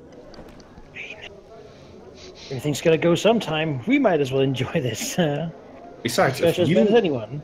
Besides, you- taking something away from the hardheads, this is always a Exactly. pleasure. Reus, Exactly. Reus nods and says, "Yes, I actually fancy that idea more than anything else. And we still need to pay some of the acid damages outside." Sort of taps his finger. Somehow, at least. Not to It would mention be a the great money. adventure, wouldn't it? That means protesters. Now, how do we know you're not trying to bob us? Well, for one, Yes. I honestly don't entirely know, but I think I'm trustworthy, so she shrugs. Reus sort of waves his hand a little bit. Listen, you go to the hive, ask anyone there about alive, and eventually you'll find out that he is in fact still alive, and that should confirm my story. My question is, who are you? Exactly. Name's Bricker Ness. I'm a bit of a celebrity in certain parts, but I don't think you've heard of me, which... Well, soon learn that I know where to get you. Independent, I take it? Can't have been here for Oh, that yeah. long. I've been around for a while, not only in Sigil, been a bit for Planeshopper, really. Whoever fancy draws me, really, but Sigil's nice. Can I do an insight check here to see if I can spot a lie? Sure. 17. I'd say the same thing, but I think How much of what she's saying is I was too confused. genuine? Yeah, let me have a go at that as well. Okay. 'Cause Fancy. all right. Let's see, I want to do this properly, so I'll take a moment to actually look at what the book says about insight. God damn it! If I got your roll, I'd have like, I'd have like 23. Not the most insightful guy. I am plus. I grew up in a Right, plane right. only with only salt in it, so I will. we have so Or was much more to. more of a listen rather than speak guy. Huh. So Skills. Using skills. All checks. What does it say about insight? Either way, with a check above 15, which all of you got, you definitely feel like there's a bit more to her story. She's not entirely trying to rip you over, like to bob you as it is. she has an agenda. That's basically Let's see, 10 plus creatures left. Yeah. You know, she's keeping things from you for certain. Although the thing about getting filthy rich from her plan, she at least seems to be honest about that. There's a thing about her knowing how to get Jink, however, perhaps a bit far-fetched, considering she doesn't look like she has any money whatsoever on her. So, yeah, probably good motivations, but she's exaggerating her success stories a bit. Yeah, it's very, very clear. And we'll have a look to Reus and say, well, clear that the Hotheads wanted this one. Really good enough to begin with for me. Aye, I should think so. You know, we have been looking for something bigger to do, to annoy them, and this seems to fit the ticket. And if we can cash in on this as well, I don't see why we shouldn't give it a, well, roll the dice, as it were. So, what you spiv gonna do now? Well, I suppose I have to lay low a bit. I suppose, well, I would think the Hotheads are not going to bother this place too much more. They ended up being a bit extreme even for their things. If things escalate again, I don't think the Harmonium would really enjoy the consequences there. So really, oddly enough, this place looks rather nice. I think I'll stay here a bit. I couldn't give you information, of course. Although, that said, I could help you directly. However, the entire place currently is swarming with Hotheads looking for, presumably myself. If you could get them away from here, then I could come with you to the hive. Show you around. I know the place a little bit. Chaosmen, not all bad. They don't sound all bad. Know of them? Thorfin looks a bit like he wants to disagree, but he keeps his mouth shut for now. Reus is like, yeah, never liked them much. Life needs structure, you know? Hierarchy. Otherwise it spins out of control. Huh? I can't say I agree with everything they say, but there's a few fellas who are right. He shrugs. I suppose. They don't like the Harmonium. That's really the most important. Yeah, that's certainly a point in their favor in my book.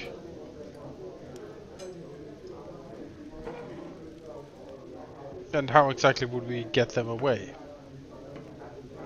She shrugs. Razor shrugs back. Do you suggest we attack them on the open streets? That seems a bit risky. As fun as that sounds, I don't think that. Distraction, perhaps, or... He shrugs again. If you have no idea, I suppose I'll just lay low, feed you whatever information I know about the dagger things, and you find a life. And then all of us will become rich. Perhaps that's for the best. Yes.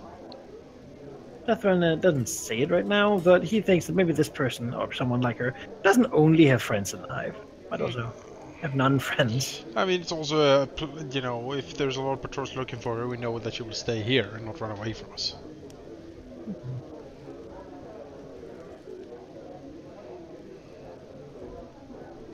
So what can you tell us about the hive? The hive ain't so bad, you know. It's not as clean as the market wall, I suppose, but there's at least less hotheads about. But the people there are more honest, at least. They're, if you know what to listen for, anyways. You go up to a merchant in the hive, and you know he's wanna appeal you. He's gonna bob you over the head easily. But at least you know he's gonna try, whereas in the market wall, people, you never really know, you know? Thing about the hive is, though, it's a great place to just live and not be bothered by too many people. Hi, do your thing, basically. So, I presume that's what Elias has been doing the past few days. Been gone for 10 years, perhaps? Just disappeared. Supposedly dead, but really wasn't. finding them should be a bit of an issue, perhaps. It's a big place, the Hive, but if you ask around, someone's eventually going to know him. I mean, I found out about him. My contact, however, well, he went missing, to say the least, so can't ask him.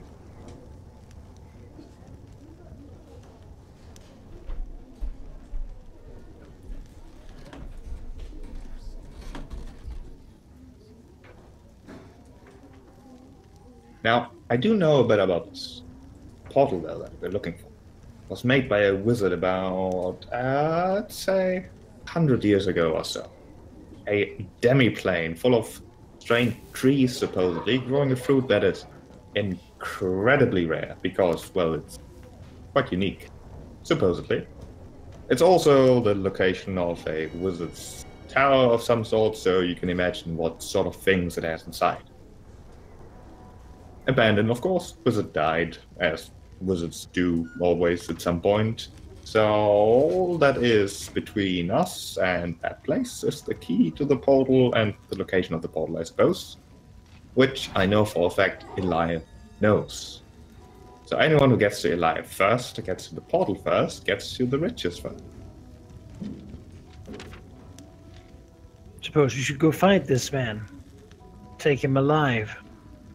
Oh, absolutely. He didn't do anything wrong. He just knows something that not only the Hardheads want, but plenty of other people too, I assume. They just step behind me. Just the way I like it. So we just ask around. Anyone particular you know who might know something?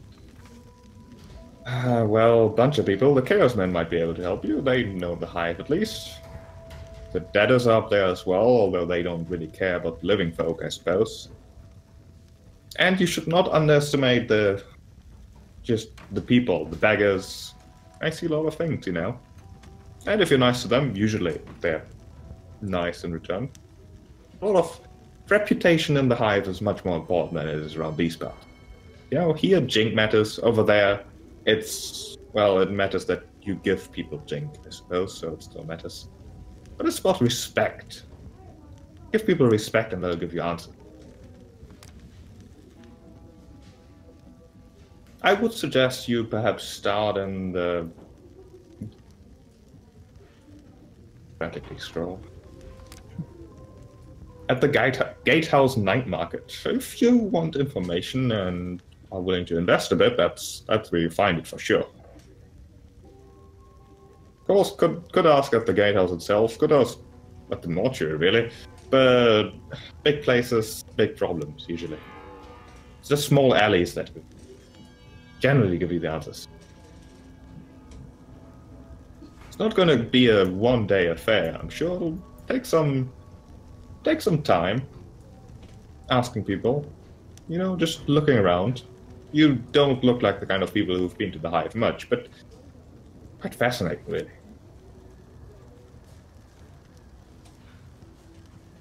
Yeah, Zathran shrugs. It probably is one of the places he hasn't really wanted to go before.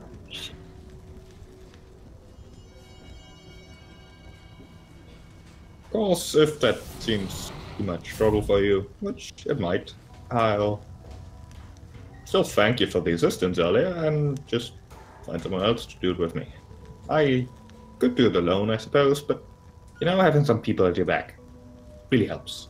As long as those people don't turn stack, which they all eventually do. She frowns. Yeah. You seem different. I mean, I'm willing to try. I don't have anything better to do currently. So I think it is a bit vague. Sort of go to such a large place and ask around, but... Well, if I could tell you exactly where to go, then... he shrugs. I'm sure someone else would have gotten that far as well. Well, You know, risk-reward. Not so much risk as effort, but I suppose effort-reward. That sounds good.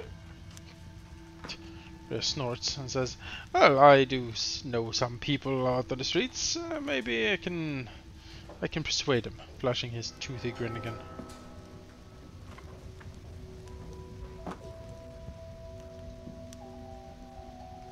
Let's see how much of this meat soup we can salvage, and then Perhaps take to the roads. Oh, we were rudely interrupted, weren't we? Reus nods. Yes, quite so, Thorfin, quite so. Now, as I was saying to you before, and he sort of leans in and starts discussing something about the battle. You can just see him like nod, like placidly. It is, you know, it is inspiring, but maybe he's inspired enough currently. Well, I mean, say what I think you're saying. I can certainly use one. Can you though? Don't know that you can. I don't know. Well, I mean, if you spend a surge, you already have full piece. You don't need the bonus. Don't need a bonus, no. Oh, true. Yeah, What he does expend surges after all. that's true.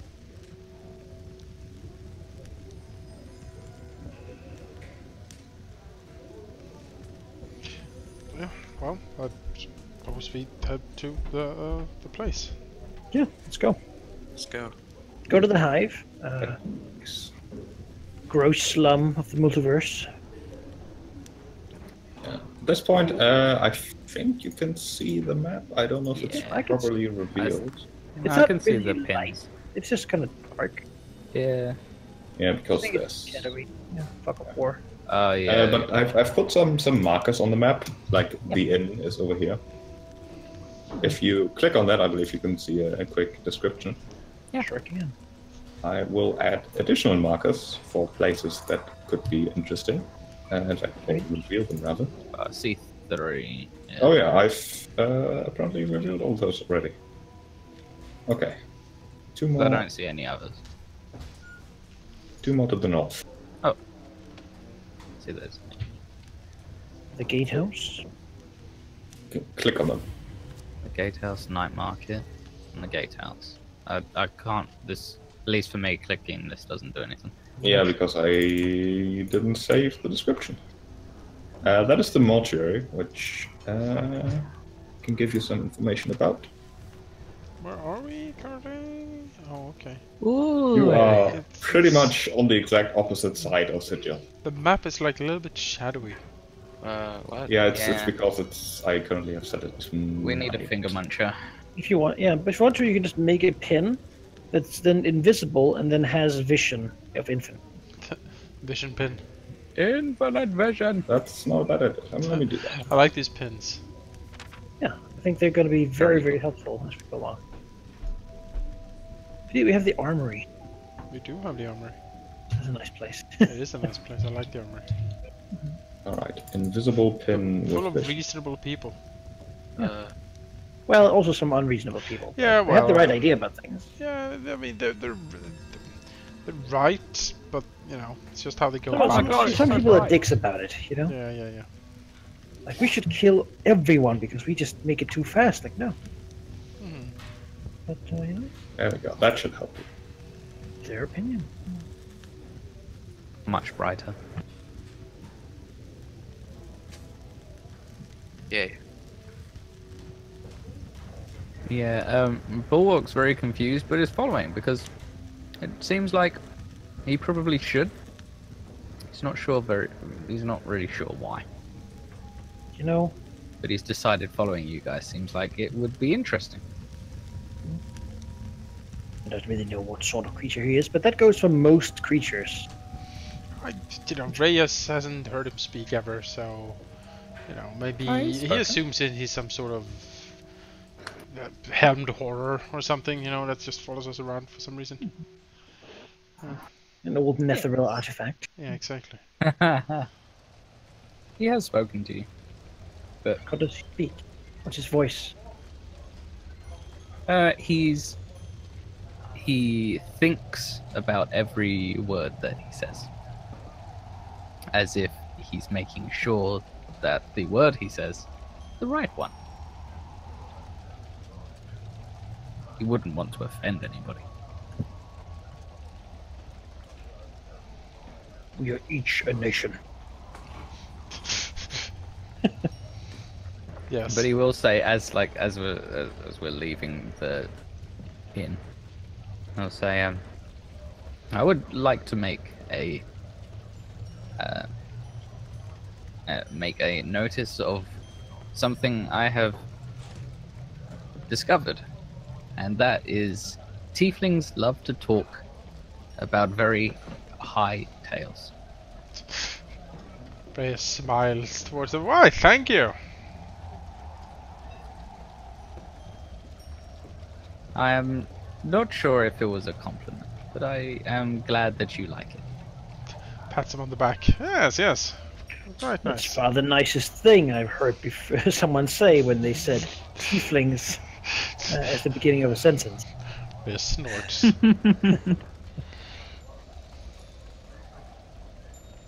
Maybe someday we'll learn to keep them quiet.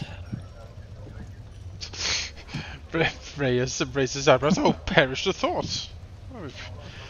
Where would you guys be without me inspiring you and leading you into battle, eh? Oh, the world would end. Sure. Reus nods. Yes, quite. I'm glad we see eye to eye in this. Huh. I would think we would be back in the inn. I love me so literal. Reus looks over to Bulwark. Frowns, doesn't really know, but then shakes his head. It is not gonna.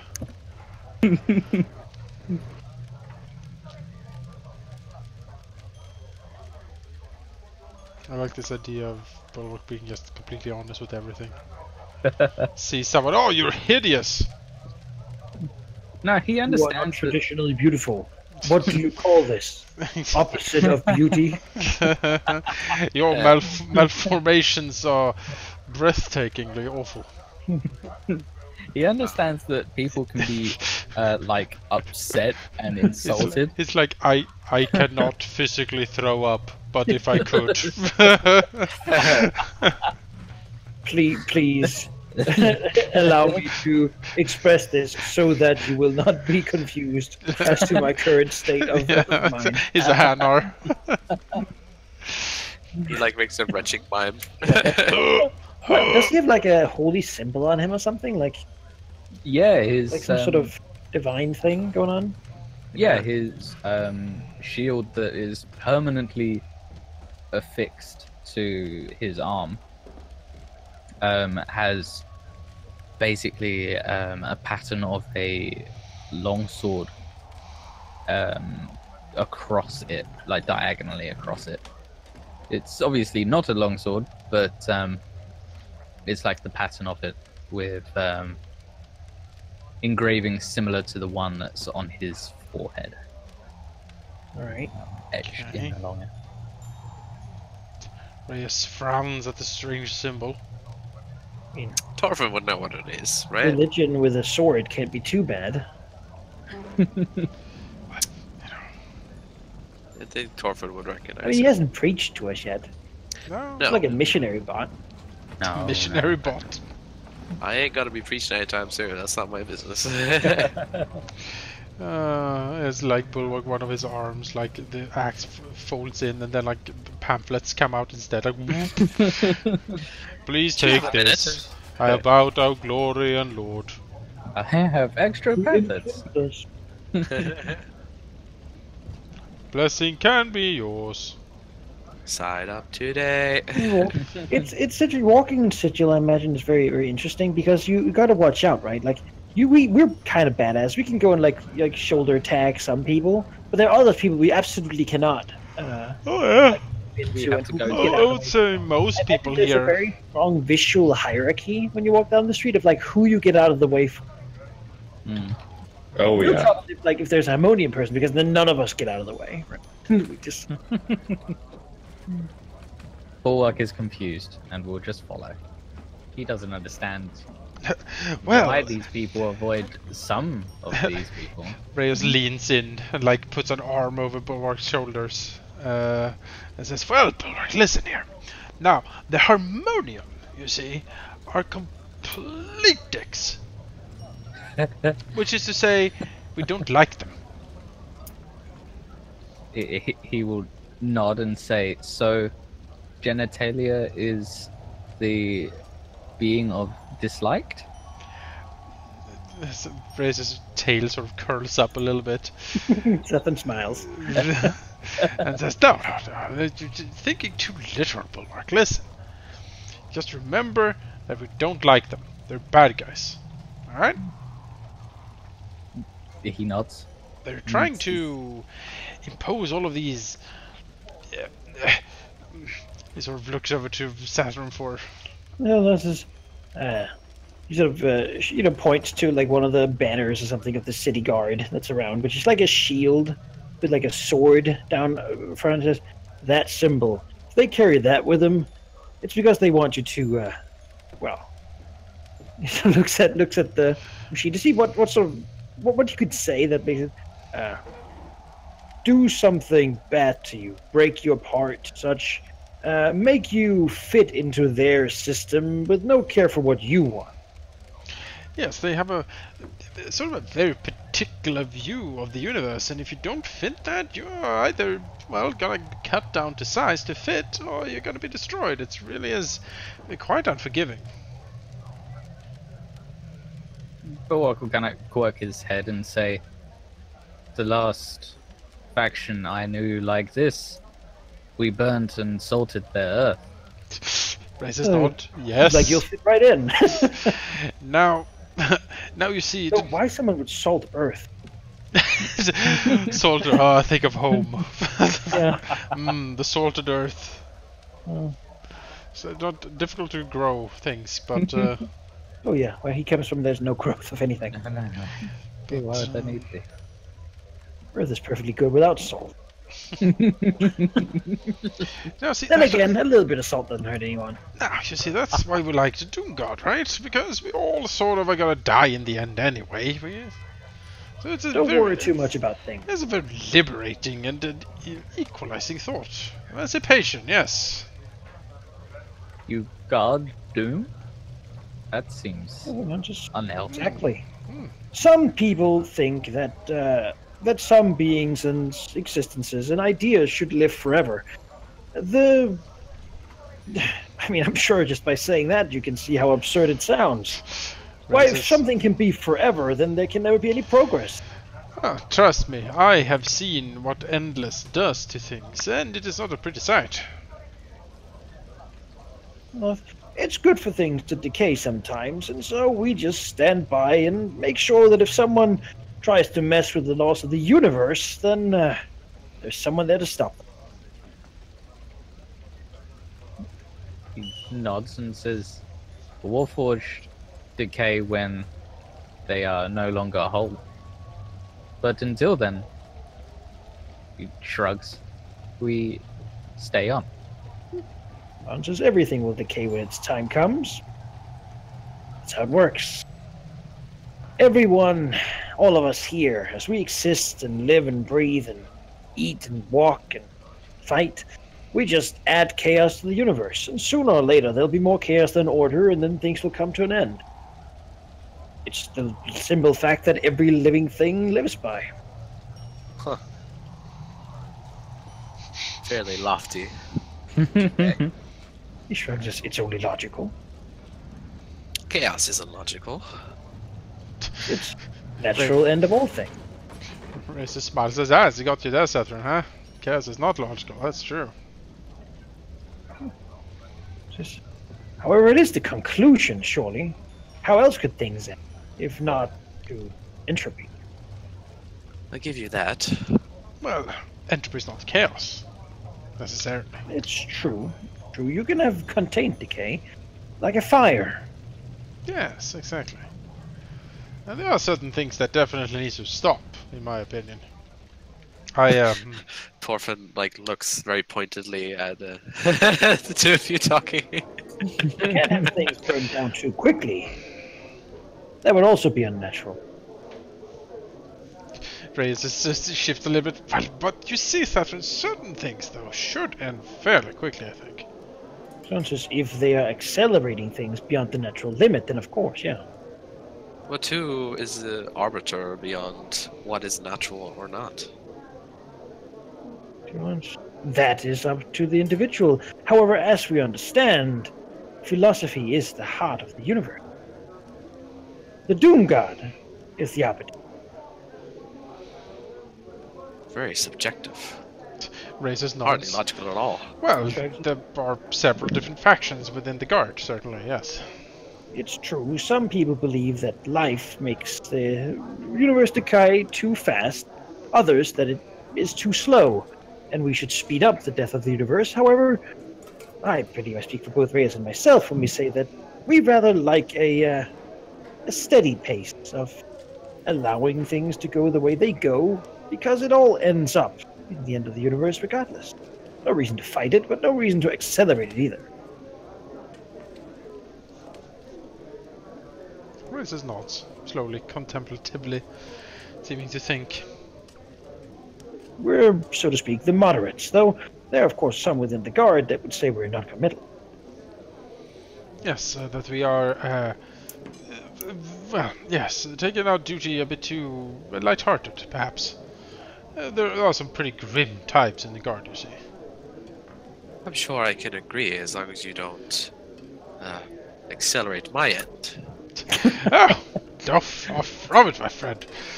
Reus, dunks him in the back. No, listen. As long as I'm around, I will absolutely make sure that you're in tip-top shape, alright? I'm actually quite a good motivator. Yes. By living longer, you're technically expediting things yourself. I mean, as long as we really, at the end of the day, as long as we crack some harmonium heads and make sure that some madman doesn't end the universe, then, well, we're doing good, I think. Is Jake back yet? What? I was just talking to you in chat. Yeah. I'm sorry. I'm Jake very didn't spacey. leave. I'm sorry. I was talking to you. I know. Sorry. But as Thorfin sees the dragon eyeing, he will poke Garel-Kai and say, "Related, maybe, to yours?" The one I'm looking for is a bronze dragon. Well, I don't see many dragons in my day. I don't know if dragons of different colors can be related. Garel-Kai in his stay in Sigil would definitely not have seen many dragons whatsoever. Yeah. Mostly due to the fact that you wouldn't immediately recognize the more powerful ones, and the less powerful ones generally don't care about it. Well, perhaps you should ask it, right? There's people like. Yes, it does have very large teeth. Doesn't look like he's a hardhead, though. I have a general rule of not speaking to things that can eat me whole. That's a very narrow-minded point of view. He sort of looks to Zathran and He says, looks like some sort of 3-meter tall whale man, you know. What's that man? Sells fish. Yeah, Garel-Kai could roll me an Arcana check to have a bit of a think about the dragon, perhaps. Who? Whoever's looking. Garel-Kai. Sure. He seems interested. Can I help him? Thorfin noticed it as well, so sure. Natural 20. Yeah. A natural 20, yeah. I mean, I might as well not roll. Well, I mean, I might as well actually. I think whatever level 1 DC we're looking at here, you're... Yeah. We got Yeah, well, in addition to what I said earlier, dragons are generally pretty damn rare in Sigil. The younger ones tend to avoid it mostly because, one, their ambition can't really take root in Sigil in the way they would like. Two, they are very much aware of the fact that there's many wizards around, and all manner of dragon innards make for great reagents. And yeah, those are pretty much the main reason that younger dragons tend to avoid Sigil, and the older ones are generally in the form of different, more convenient forms that give them some manner of subtlety in the Sigil, in the city of Sigil. The more massive and more ambitious ones, of course, perhaps having tried to attack Sigil in the past, are now spending their time in one of the mazes. So generally you don't see many dragons. This one you would think is probably associated with the Githyanki. From the straps and harnesses he seems to be voluntarily wearing, he appears to be a mount for a rider of some sort. Oh, those guys. Do you think that, given his kind of like isolated upbringing, Garel-Kai would like know the kind of difference? Like, would he know it's probably not a good idea to like red dragons are like the angry ones, and like would he know the differences? Do you think, or? With that Arcana check, I think you would know the gist. Like you will know what the colors mean. You could also give me an insight check. Sure. Thorfin can do that also.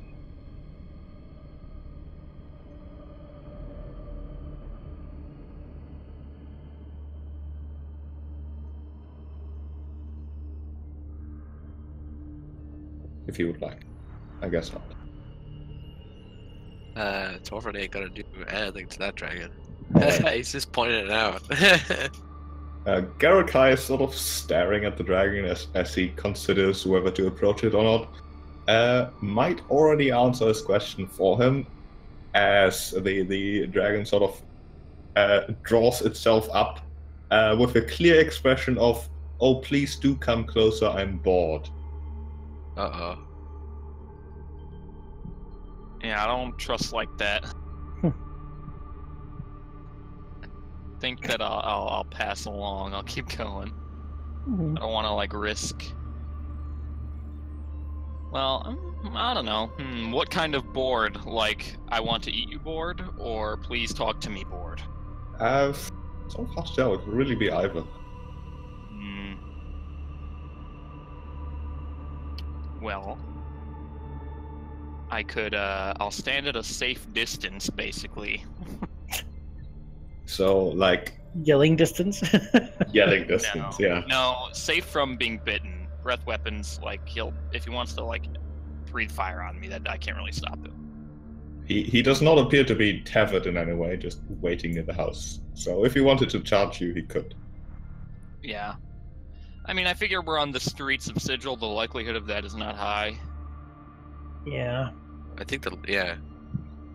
I think it's because it's Sigil. Is that exactly the case? So I think that it's probably safe to give a query, right? Well, what do I know Sure. of the Githyanki? Is it likely? Man, I don't know. I don't know enough about anything as a character to. Well, you could roll a check or decide that you don't know. So I guess the question that my character is asking himself is it in any way likely that this dragon would know any other dragons, or like was he raised in captivity, or like some other like yeah, I guess basically that. Does it even seem worth asking him, I guess? Would be insight or? Sure. It's not really any knowledge check because it's not an accepted fact that the race of dragons knows every other dragon. Yeah. That's not how that works. You've no idea. Maybe it's not impossible, certainly. Right. Well, I mean, it's the whole reason I came here. So I've already asked everyone else I've met, so might as well ask an actual dragon. I'll approach at. I'm not super close to him, but I'll say, "Excuse me, sir. Have you, by any chance, met or come across a bronze dragon named Xanar in your travels?" There is a moment where nothing really happens before the dragon lowers its large head to be more on eye level, but ever so slightly just awkward to look at still. Before it expels a small cloud of smoke and ash from its nostrils. Not really answering. Take it like a champ. So then goes, "Are you talking to me?" Indeed I am. Do you mind? I am Freyr of the brood of Quaeth, in the eternal service to our goddess. I ask again, are you talking to me? Can I try to figure out what that means? Okay. Is that like a, 3 chances or I eat you kind of thing? Let me see. That would be a religion. Oh dear. Well, we'll see. I mean, you can ask for help. With a 16, I mean, you would know that the deity that chromatic dragons in general accept would be Tiamat.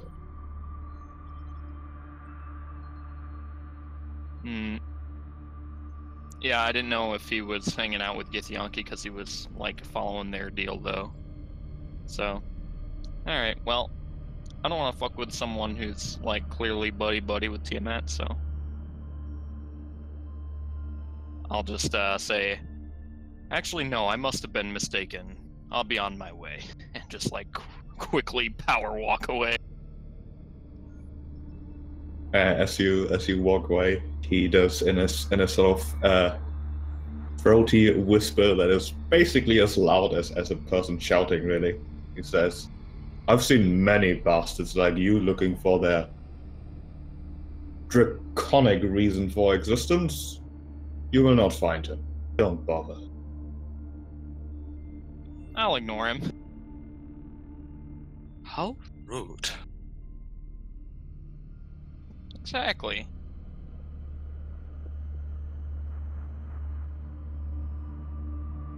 He does look after you for a while, and then you round the corner, and he disappears. Or rather, you disappear.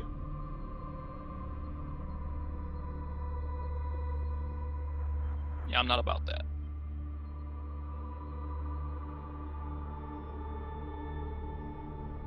Presumably, Reus and Zathran continue their talk about philosophy. Bulwark is listening. It's ongoing.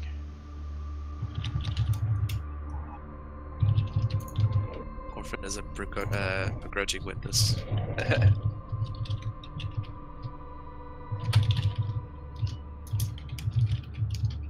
I need to make a quick note. I guess, Garel-Kai will kind of whisper to Thorfin, please don't speak of that. What he said there at the end.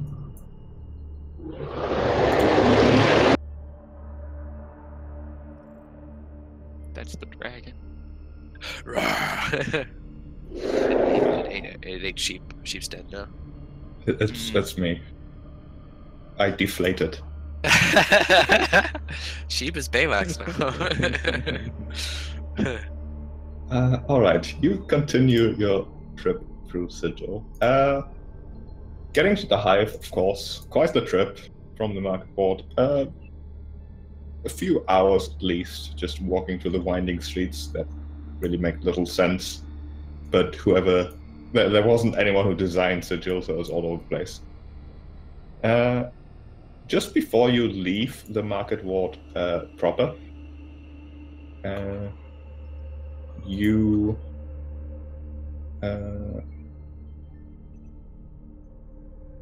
get a sort of a feeling of being physically tugged, except that there's nothing really grappling you or pulling you. It's more like you suddenly want to go in a specific direction, which is just to your left, whereas your way forward would be just going straight, really.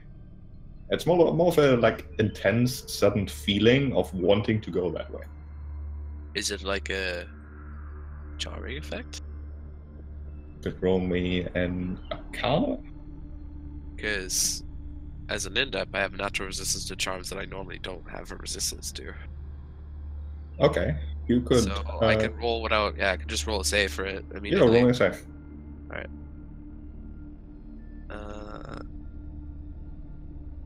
Yeah. Yeah, you can decide not to care. Did you say this is something that's only on him or on all of us? It's only On me. all of you. Okay. All of you. Oh, all of us. Okay, Yeah, yeah, yeah. then Sorry, I'll I need save also from it, try that. No, you can't. Only no. Thorfin Oh. can save. Are you in Oh, in-depth as okay. well? Wait, yeah, I'm an in-depth. Oh, you can, yeah. That's Oh, the then you in-depth. can, It's a faction Yeah. thing, yeah. Oh, the Yeah. faction, right. You get +2 to charm effects, and if charms don't normally have a save, you get one without a bonus. Oh dear.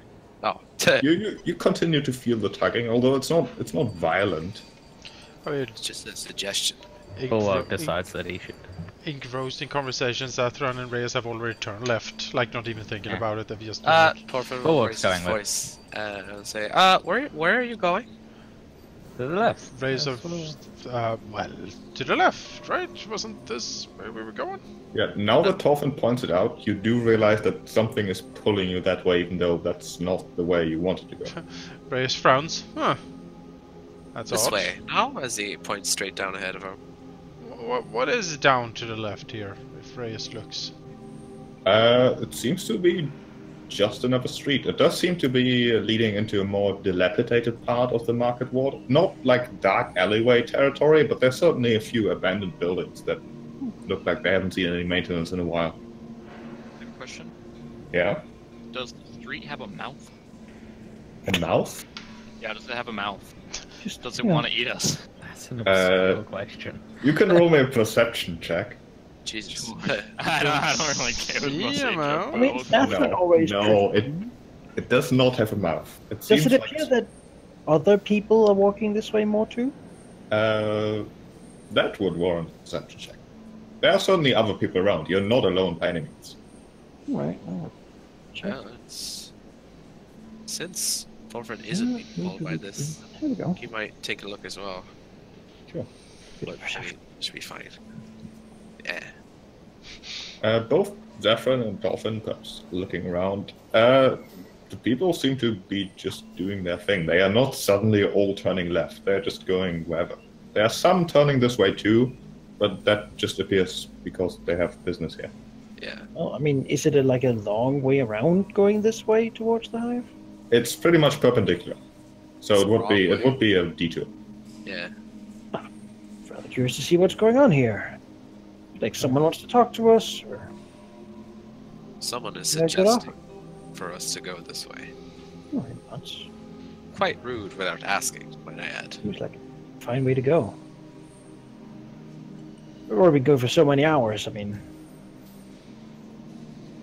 Bulwark nods and says, I think that this will be a interesting direction. Oh, Mr. Reyes. Reus looks down and says, I mean, if someone wants us to go down here, well, maybe we should take a peek. There is something to be said of following a feeling sometimes, yes? And who Maybe they have knows? something. The city itself has a tendency to not communicate necessarily, but you know, sometimes I could swear that when I have been running from something, that there have been alleyways and doorways for me to duck in and through that weren't there before. So he shrugs. Thorfin will agree, although with some mutterings about youngsters and caution. But he will go. I mean, Reus will turn to Thorfin. Since you felt the pressure, first of all, can you locate, like, where's it coming from? He sort of looks around. Well, can I? Sheep? You could try if you tell me how you want to try. Oh, I don't think an Arcana check would really. No, I mean, work well,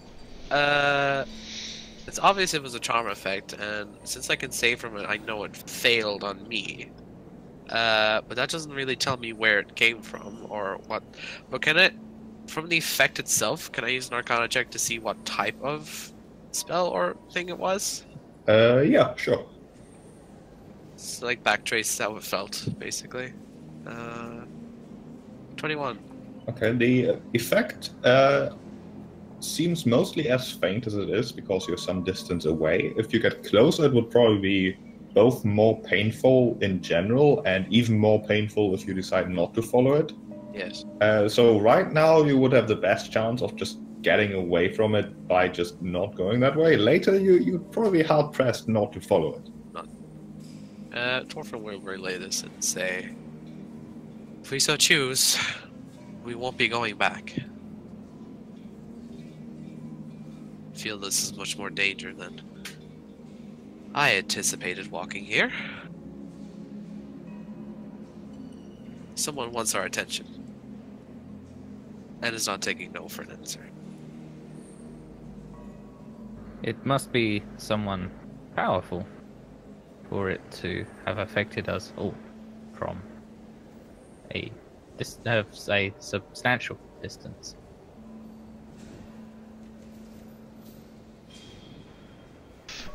Reus scratches the back of his head. I don't like the idea of not being able to go back, really, I gotta say. And if someone wants to talk to us, they can come and talk to us. We're not that difficult to find. Might be someone who wants to make a message of something. I mean, they could come to the bar, right? And send a letter or In something. this case, it seems their message would be, you don't get to say no to me, in which case I'm so much more inclined not to go. Yeah. I'm curious, but I'd rather have an option and not just walk It's- unknowingly to something without meeting. If they're insistent, I'm sure we'll find them again. It's incredibly rude to try to mind control him to talk. If it wasn't for Maybe me, it's we'd all be their going way down of there. talking. Nods. To be careful, future.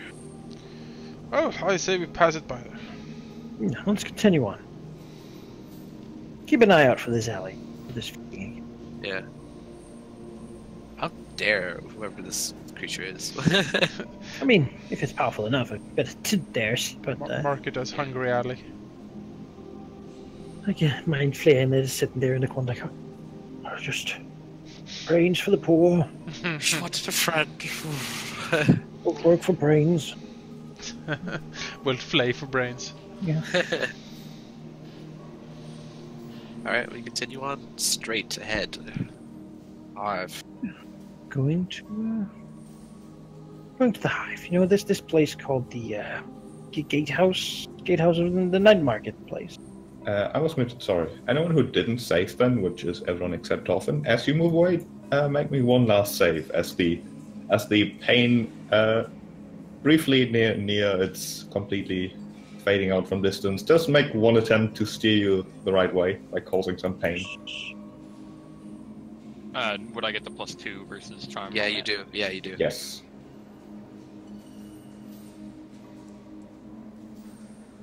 Alright. Okay, anyone who failed, which is maybe Bulwark Bulwark? still needs to- I need to just check. I don't think I get any bonuses. There we go. Okay, none of you take any pain. The headache intensifies for a moment, sort of wanting to drag you one way, but then you just walk off. Are you all alright? Seems so. Pesky things, these mind spells. It'll be some other Burke's problem now. Here's hoping.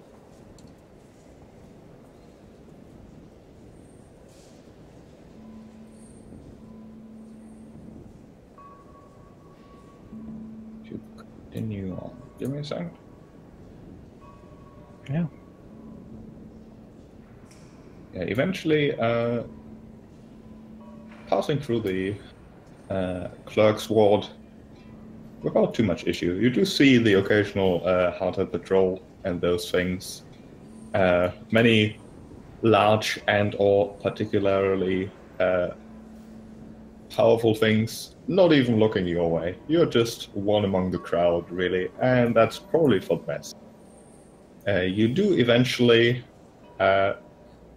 enter the hive of Sigil. Easily visible where it sort of begins, although, it's sort of a gradient, really. The buildings suddenly looking like someone took all manner of architecture, put it in a bag, then shook the bag, then stomped on the bag, and then just spit it out in Sigil again. That's the hive. the clientele compared to the clerks in the market ward certainly looking the part as well. Although even in the hive you can see the odd hardhead patrol, although they are not only more numerous, but also much more attentive to the things going on around them, seemingly more intent on showing their presence rather than actually doing anything.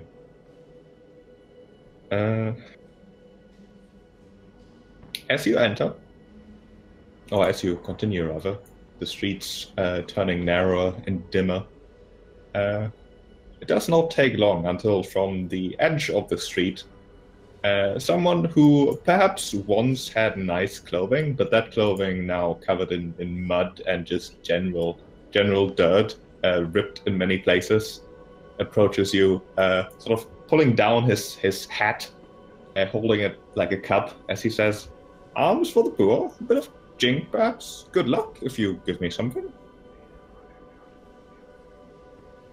I mean, Reus is all about luck, so sure, he'll toss a coin in. Oh, a single coin, a single luck. Wouldn't you like more? A single luck. Reus looks at, well, I haven't gotten anything for the luck yet, so I can't really say, can I? I invest in the future, my father always said. Reus I'll nods. have one too. Reus nods. Wise words. He'll put another coin in. Oh, very generous, very generous. Free Bulwark coins, free luck.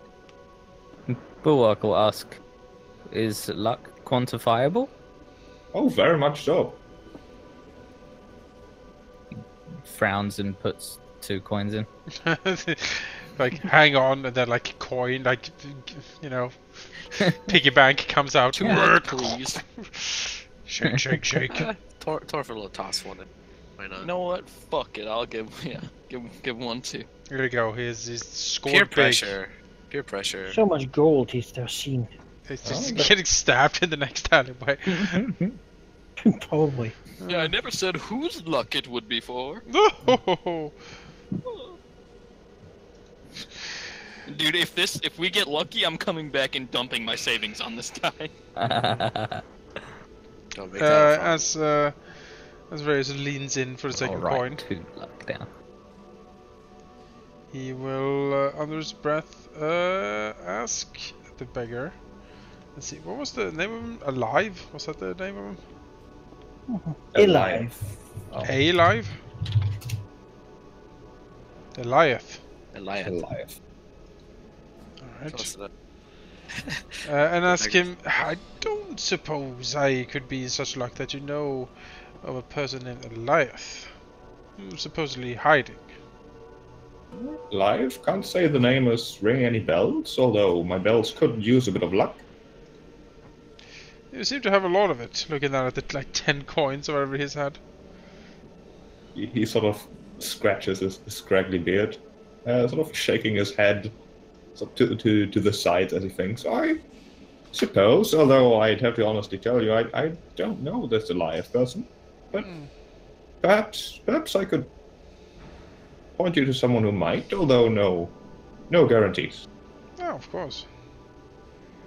As he sort of waves behind you, as you can see, and perhaps even noticed, although it wasn't relevant, someone dressed a little bit better, perhaps, in more functional clothing, like leather armor even, a dagger at his side, sort of stepping forward. Still an eye on your pouches, basically, but you seem alright. As he sort of thinks a lot. Eliath, no. What are you looking for? He's clearly someone who would have robbed you had you not given him his bloody money. Really? Or try to, anyways. Sounds like a shot. Well, Razor smiles. He is someone who is, well, how should I say? He owes us something, yes. We have done a favor for a friend of his, and now we are here to try to cash in.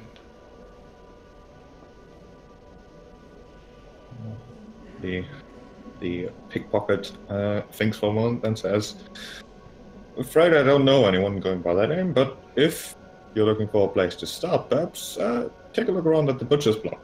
It's alehouse, best one in Sigil, promise you. That's a place where you can get some information, although it will cost some jink, it's worth it.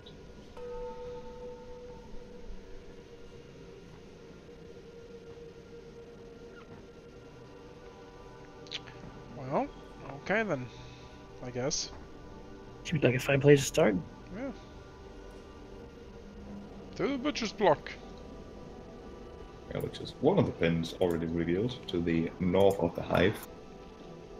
The hive in the hive being the Chaos Men's headquarters.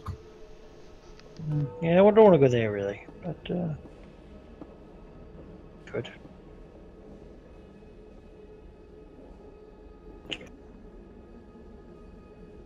Butcher's Block. So you continue towards the Butcher's Block. Yeah, you walk through the hive, seeing, well, much of the same, really. Dirty streets, dilapidated houses, the occasional beggar approaching you again, pretty much doing a very similar spiel, although most of them aren't selling luck, they're just straight up asking for money. Do you continue to give the perhaps half a dozen or so beggars that it cost you money? Bulwark will. They said it's quantifiable luck. Okay. Should. You heard from the human soldiers that luck is very important. Zathran could, but it seems like Bulwark is content with throwing money around, so he'll let him be the target for whatever pickpockets are watching where he keeps his coin.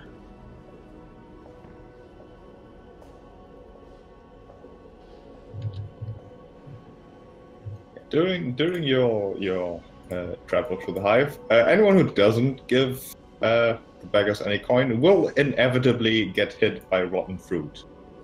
Oh. So wait. Doesn't hurt. It's just nasty. So anyone who didn't give money to anyone, or just everyone? If you didn't give money to any one of the beggars, his buddies would have thrown fruit at you. Oh, okay. It's quite nasty. Pretty much, you will either be poor or dirty by the time you travel through the hive. Oh. If you're not mugged. But the one mugger who might have tried you... murder the beggar, then... We'll have enough money. Set an example, you know.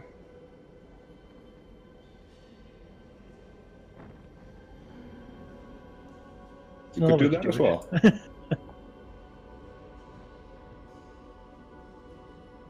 Zathran will try to look a little bit unapproachable, which will not work.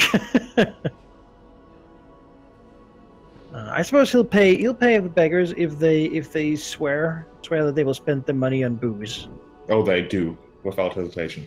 Good. Oh, sure. I mean, beggars are there.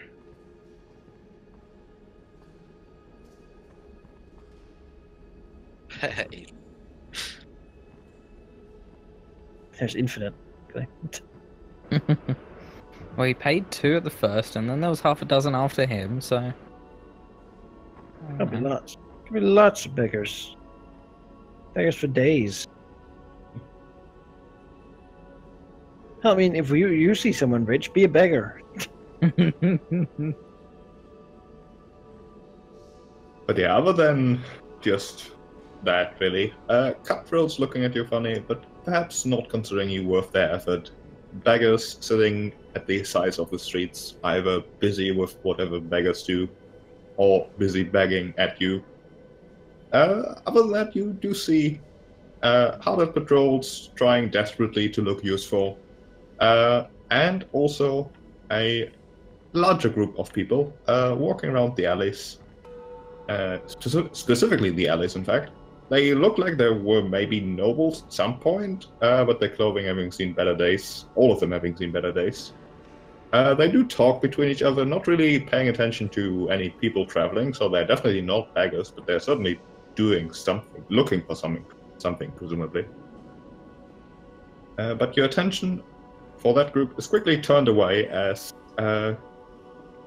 you are walking down one of the wider roads of the hive, looking for the the ale house you were told about, the butcher's block.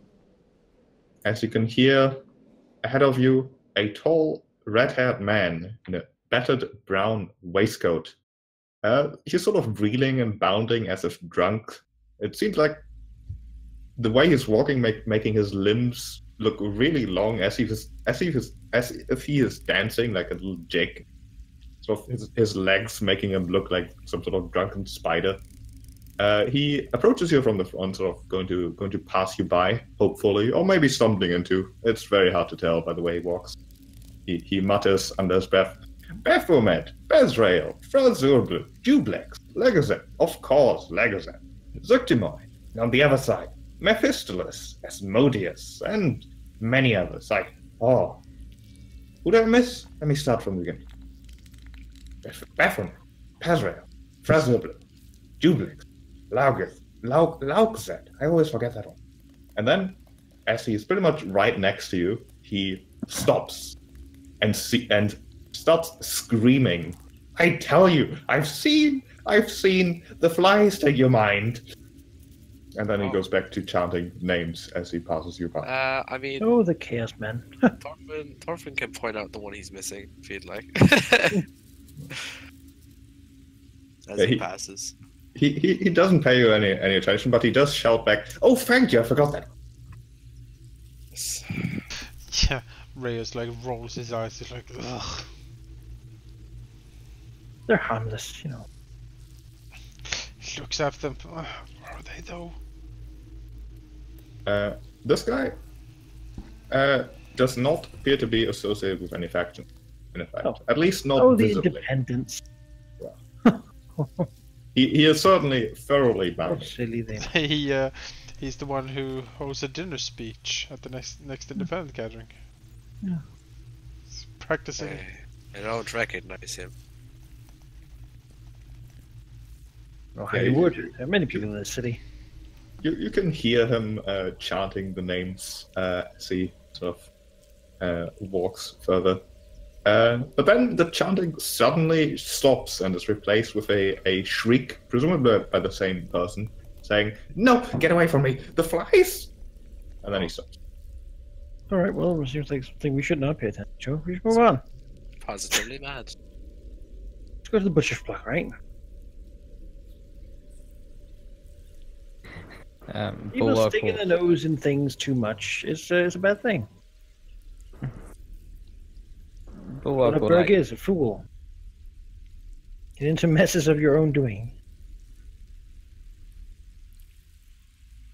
Bulwark will want to tap Reus on the shoulder and then say, "Is that how someone can decay before they are destroyed?" Reus is like, as he looks like over the shoulder towards the mad fly man. Is he I being have not attacked? seen strange people. Sorry, could you repeat what you just said? Is the fly man being attacked? He seems to be gone out of sight. Presumably it turned into an alley, or if he got attacked, he would probably have been dragged into one, in fact. You go looking for him? Well, it wouldn't hurt to take a look. It's only a slight walk, right? Could, but sure. Could, but I mean, Could have summoned a demon for all we know. Yes. I mean, did it sound like no, get away, arg! Or was it more like, He was like, oh, get away, Yes, the it flies. sounded oh, exactly the like that. Oh, Okay. millions Oh, of yeah, flies, oh god. well, I suppose we can take a look, I suppose. We are some sort of city guard after all. Harmonium should do it. We are? It's Well, but the it's a Harmonium good thing are- to Can't rely on do. those. Harmonium are ineffectual It's assholes. a good thing to save the demon worshipping guy. Well, we don't know. Maybe he was just, you know, naming. He couldn't remember the names of all the demon lords, so He had so many. thought he would just repeat them 1,000 times. You go looking for him. It doesn't Sure. take long to, in fact, find him. He appears to have turned into the alley and then died. You can see his body just sort of lying there, but Oh. there's no obvious sign of anything having happened anywhere, really. He does seem to be thoroughly dead, however. I know I can use Arcana to detect magic using the skill now, right? Can I? I don't know if it works that way. I think I read something. I think I think it has like a Knowledge can specific touch DC. on any source of magical power. Detect magic, trained only. Yes. Yeah, I'm trained in Arcana, so I just want to see if there's anything going on. Because nobody just dies instantly without any sort of thing going on. So let's take a peek around. 18. I mean, magic and sigil generally is sort of ever present. Yeah. There's plenty of people either disguising or houses protected with walls and those things. Certainly feel a bit of that, although less in the hive than other places, but you can't really identify if something magical happened here. Okay. Certainly no magical attack spells, something very obvious. Okay then. Well, seems like he took a tumble permanently. There's no marks or anything on him. No, nothing. You can give me a perception check if you like. Not well. But with your passive perception, with all of your passive perceptions, there's nothing. Huh.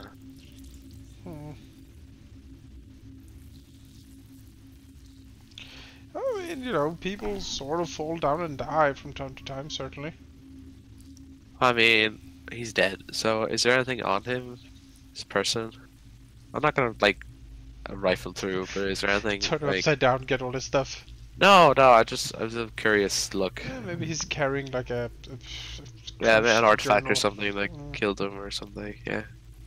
Rifling through his possessions, you find that he has basically none of them. He does have a few coins, like 15 coins in total, but other than that, he's just wearing rags.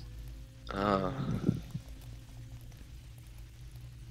feel bad about robbing the dead. Yeah, no, Let's it leave seems, that. it seems Yeah. unseemly given the circumstances. I was just checking to see if there's anything that he had that could have done something to him, but unfortunate, I guess.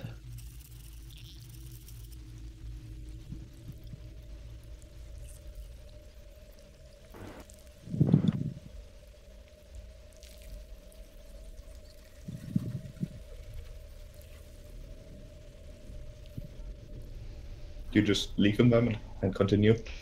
I mean, I suppose. well, if there's nothing discernible about what happened to him, and we don't see anyone nearby, then don't really have any avenues to go down. So I just screamed something about flies and then died. I mean, yeah, it's weird. Yeah.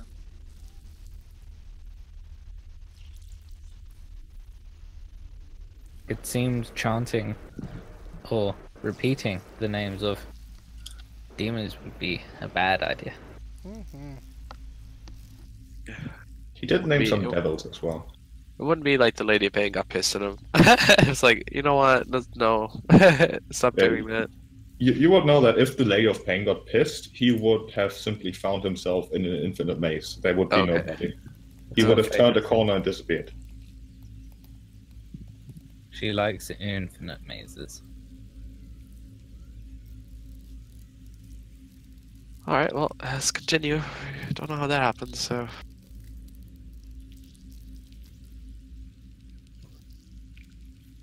Alright, you continue, leaving the poor dead Barney in his ever so slightly damp grave.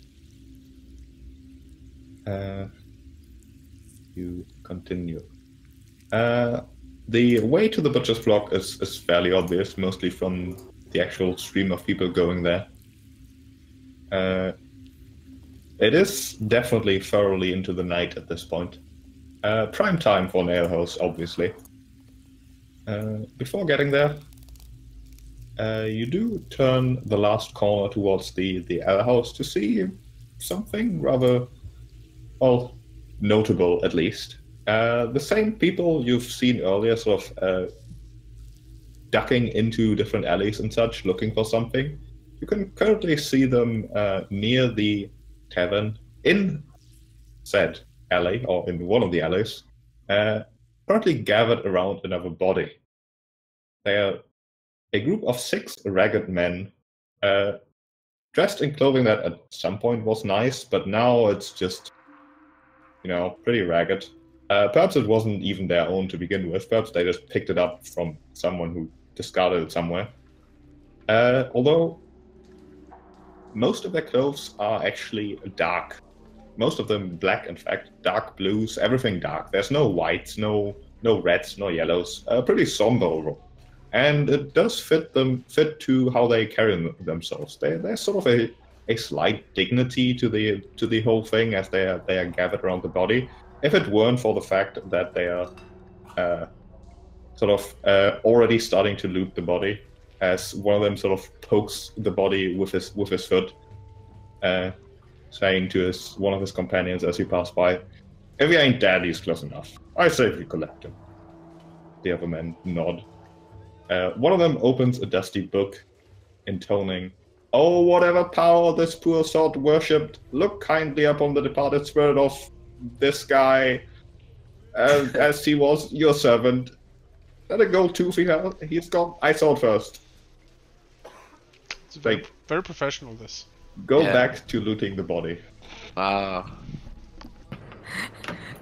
Bulwark will look to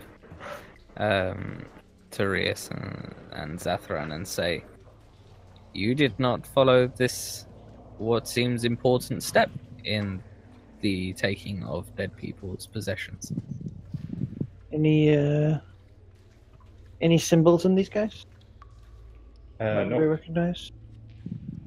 They're at least not openly assigned to a faction. They're not, as it were, factorums. If they are part of a faction, they would be mere names, where they agree with that faction's things, but they don't specifically do factions things.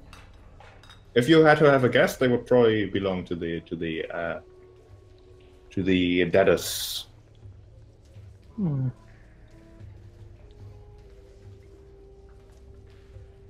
Although looting bodies isn't exactly in their MO either.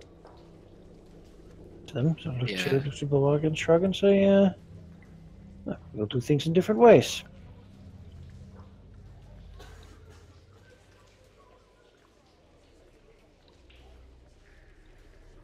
He sort of nods.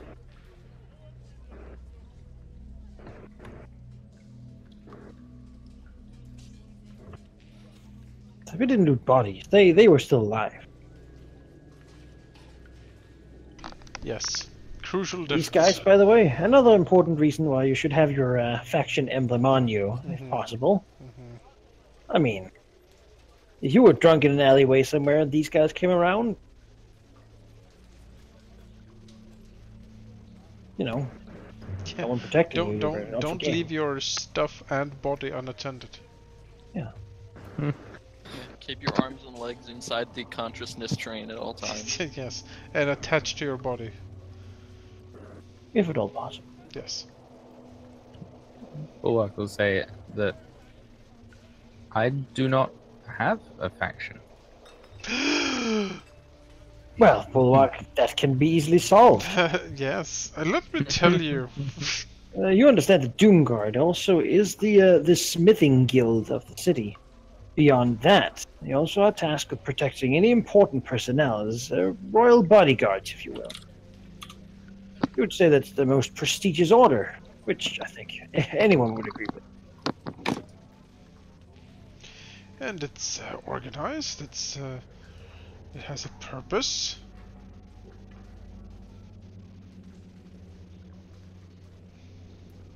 Simple enough philosophy. Yeah, great team building days. Oh yeah. A lot of assholes, of course, but Yeah, well, I mean, find that in it.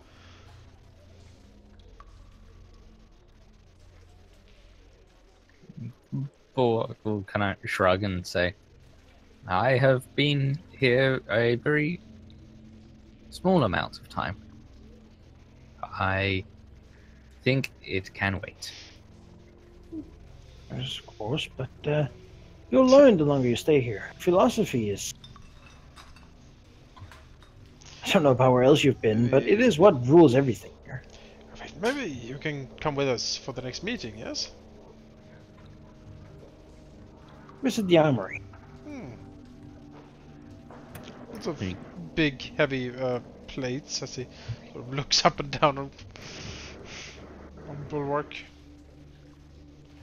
I'm sure we can find something that you can wear quite fetchingly. Like, turns his head slightly and says, my armor is functional. It is made to protect my softer organs. Oh, well, I mean, yes, it's armor, but have you seen some of the armor that the higher ups wear? Oh, that's something. Forged and sigils and amazing spells wrought into the armor itself. You could withstand anything. They tend to go for very spiky armor. I think that would catch the blades and not redirect them. Very dangerous.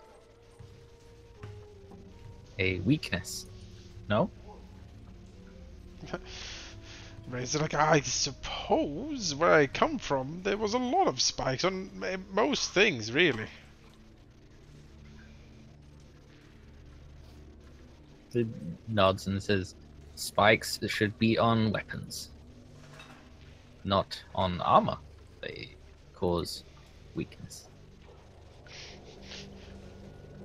There's nonsense as well. I didn't have much armor, truth be told. It was more rags or whatever I could, scavenge. So, like, tilts his head again and says, you were not given armor? Oh no, I was mostly given like a sharp pole and then knock over the head and told to charge. It wasn't much in the beginning. It wasn't much training really. Even then, if you survive the first charge, well, then you got some stuff, I suppose. Except what you could scavenge.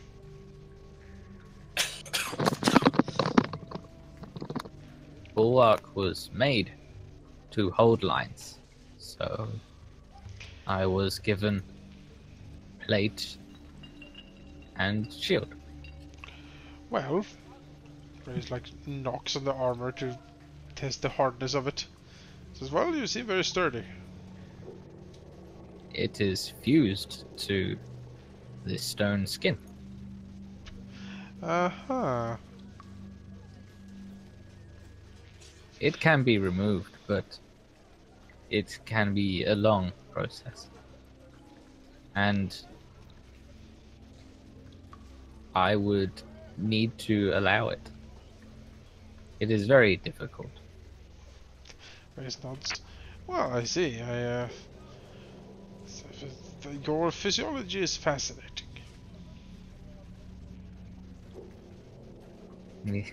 Bulwark will like raise a hand and like touch like the tip of Reus's horns and say, spikes, these are not a weakness? He sort of touches one of the horns as well. I mean, they can be, I suppose, but really it sort of signifies my heritage more than anything. I have heard of humans and this heritage. It is a strange thing. I mean, if your creator gave you weapons and armor to give you something, I suppose these came from my parents. They didn't fuse armor into me, but I got the horns. He shrugs. It's a bad analogy, I suppose. He shakes his head and says, it makes sense. I understand how people, not warforged, are made. Quite inefficient. Yeah, well, I don't know how long it takes to build a warforged, but usually... A while, but we are the perfect soldier. We do not eat, or sleep, or drink. Very little supply chain. I suppose. Well, but what do you do in your spare time? He quirks his head. The only spare time I have had is since I was put in a zoo. His And- nods, scratching his nose. Then when I was in the bazaar, and now I am with you. This seems like spare time.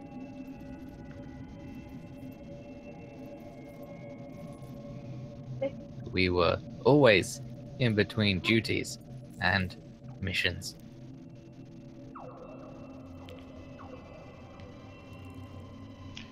He nods slowly. He's not exactly sure what to say to that. But it seems that Bulwark certainly has a lot of strange experiences. It seems very like matter of fact with it. Like it's a common thing that he expects that all of you have had a similar experience. Although from your tales, it seems you had a lot more spare time.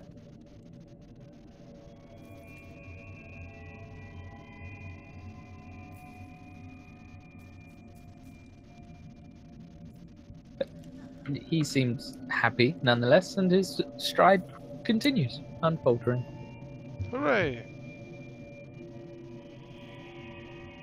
And eventually you reach the doors of the filthy warehouse-like building that must be the butcher's block. Presumably it was a butcher at some point who found out that selling ale is far better than producing food. So they switched and have done very well for themselves. The building itself is packed. The common room is large. It's like a warehouse, really. A singular large room, presumably with smaller, more private rooms in the back, and just chock full of people of varying sizes and races and all manner of things. It stinks of sweat and cheap alcohol. The furniture is all over the place. Most of it just, the chairs are barely chairs. If you can find one that doesn't accidentally tip over at some point, then how did you find it? Not from here. It's that kind of tavern. If you're looking for cheap alcohol that is also cheap, this is the place. The atmosphere is certainly very energetic. There's a bunch of tables are supporting different people, mostly unclothed, sort of doing their thing, just dancing. The music discordant, played by a little band on a medium-sized stage in the back. And behind the long bar, you can see that it is serviced by multiple people. One especially notable as he's a rather large ogre who seems to not only be serving drinks, but also sort of keeping an eye on everything in general. So you enter, nobody really pays you any mind.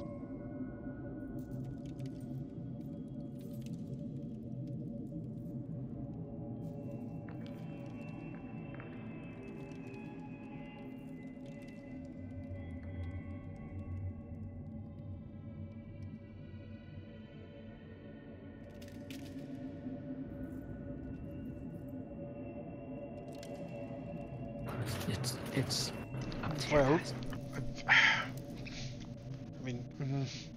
I guess I can just use some streetwise maybe to see if I can like scrunch up something.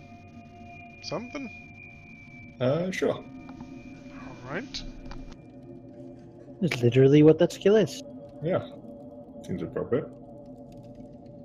You look at the description just to familiar. So.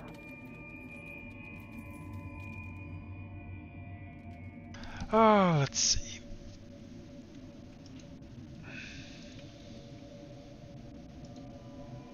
Make a streetwise check to find out what's going on, who the movers and shakers are, where to get what you need, and how to get there, and where not to go. I want to find out what's going on. 19. 19. Where to get what we need. Yes. The guy. Yeah, just glancing about, you can see that there's definitely it's not just one huge throng of people in the tavern, but there's distinct groups. You can see a group of presumably Cabal's people from a distance. It's sort of hard to tell, although their colors match. In a tight and armed group, walking around from table to table, sort of almost interrogating people who are not happy with the questions, apparently.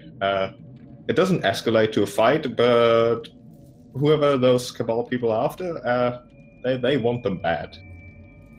There are multiple different shady groups staying to the edges where the more private tables are, and occasionally you can see a person entering the alehouse just as you did, sort of beelining straight to the bar at the front, where they specifically talk with the large ogre. Money changes hands, but they don't get a drink, and then they leave again. Presumably they are buying something that isn't quite material.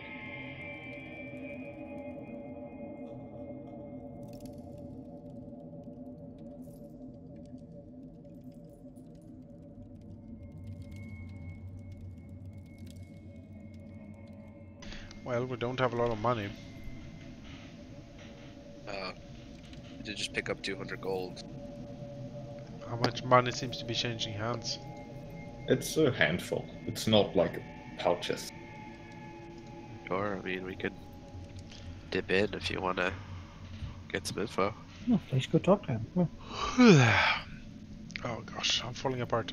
Sure. Reus will glide up to him. And he will lean forward and put a handful of coins on the bar as he says that he's looking for Eliath. The ogre bends down and sort of looks you up and down for a moment. What's your name? Well, it's Reus. He points a large thumb at his chest and says, "Drumfold Freeteeth. Haven't seen you here before." He glances at the money. How much money did you put on the table? How much money is a handful? Like 20 gold. Sure, it's 20 gold. All right.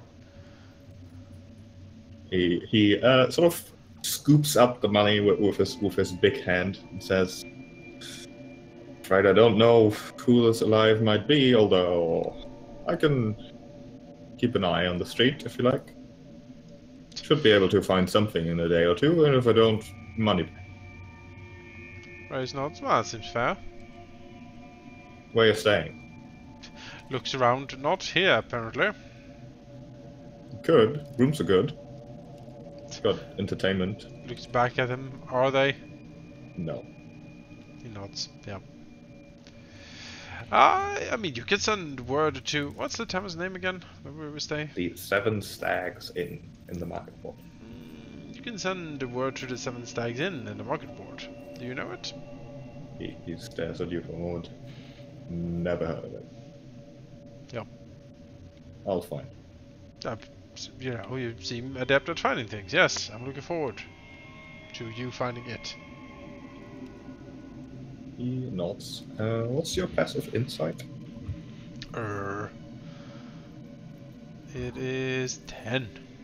It says when you hover over. Yeah, I wasn't scrolling there. I was looking at the map. Ah, I got it. Yeah, I mean he seems okay enough. A nice massive 10. He certainly seems like a businessman. He has rules, and presumably he sticks to them. You know, I hope so. Well, you know, Reus will then go back to the party and be like, well, I paid for something. He says he's going to look and catch us in a few days. Oh, good. Not too much, I hope. Ah, it's 20 gold. It's body back if it doesn't find anything, so that's very generous.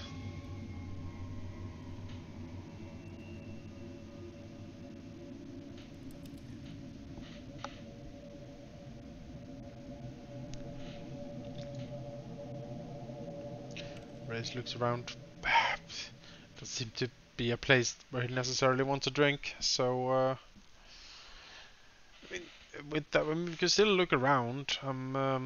It's just me as a player, because I got out of bed at like 5:30 this morning. I'm a bit tired on the thinking part, so if anyone has any ideas, please feel free. No worries. Before you really get to convene and talk about ideas, both Thorfin and Bulwark, with their insight over 16, notice that there's a bit of a shift in the tavern. Looking around, it seems like the more or less armed groups of Cabal's people has gotten together with the ogre barkeep, who sort of pointing your way while talking to them. Thorfin will put his hand on Reus and say, I believe we've been had. As he kind of directs him over to where the barkeep is pointing back. You can already see the 6 rather tough-looking cutters in the colors of the Bleak Cabal slowly making their way towards you. Oh, if we're gonna Shouldering go. past drunk patrons. Yeah, I suppose we Alright. shouldn't fight in here. Like, kill half the establishment. Make our way outside.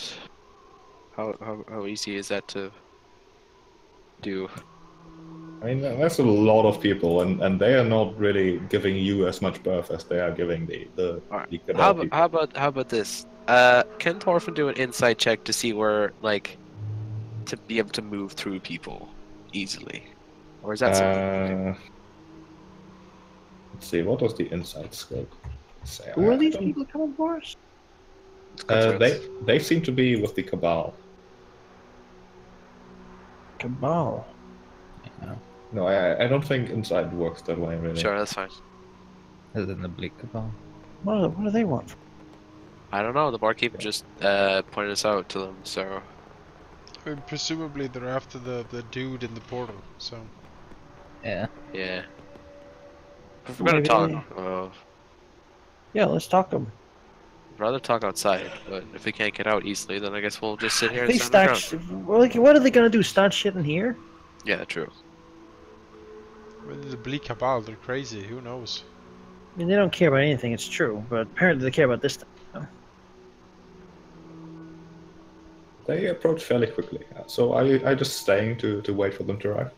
No. Yeah, why not? I mean, we usually get along fine. It appears their leader is a gaunt human in wizard-like robes, female human for that matter, who surveys your group with a rather grim expression. Weapons still sheathed, although they do seem very, very intent, at least, as she says, sort of with gritted teeth. Tell us what you're doing in the hive, or you won't leave this tavern alive. The other customers in the tavern sort of starting to move away.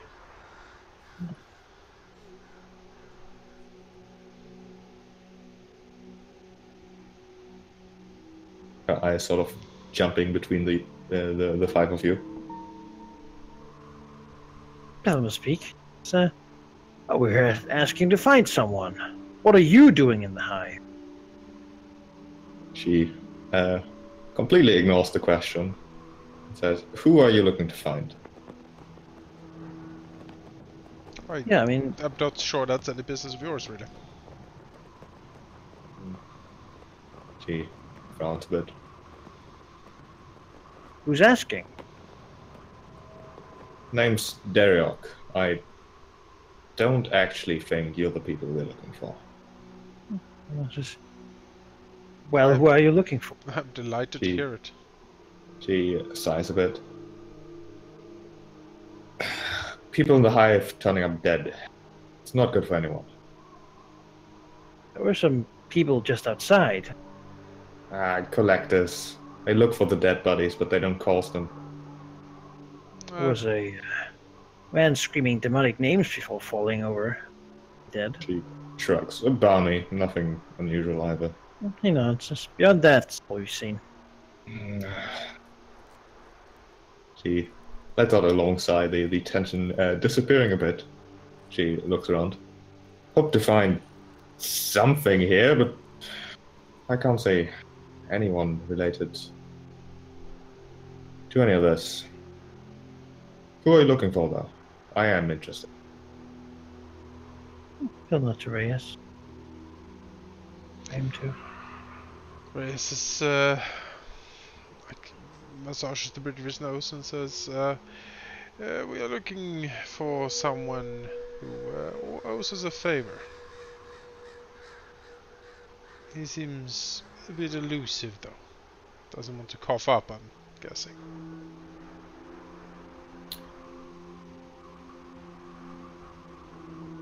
Listen, I'm at my wit's end, and a group of outsiders to the hive might come in handy at this very moment. Different perspective, you know?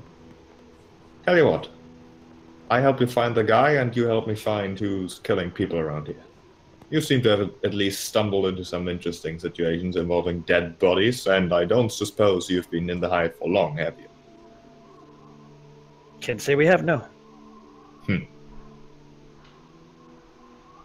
So, if you give me the name, I'll have a look around. Might as well incite her. See if she's being honest here.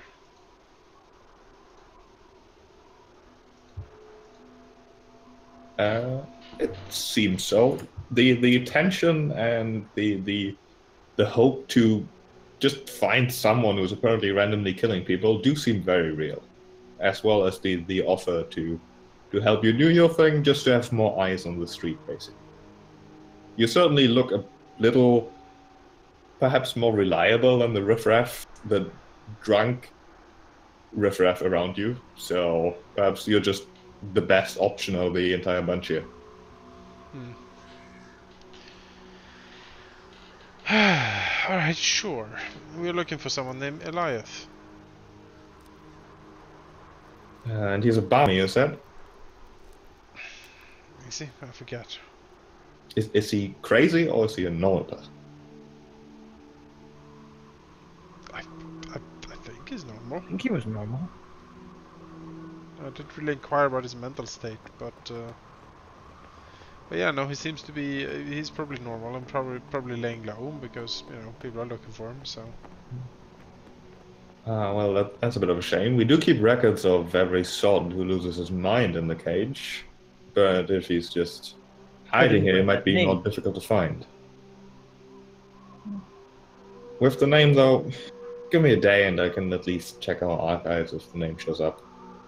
Listen, I'm in this tavern pretty much every nightfall, hoping for something to happen. See anything worth passing on? I'm here. Alright, sure. And if I'm not, you can ask for me at the gatehouse. Alright, will do.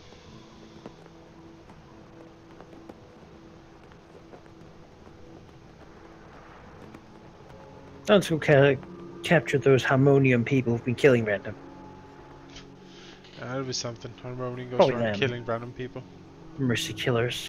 That's more likely. Roving band of mercy killers. They do it.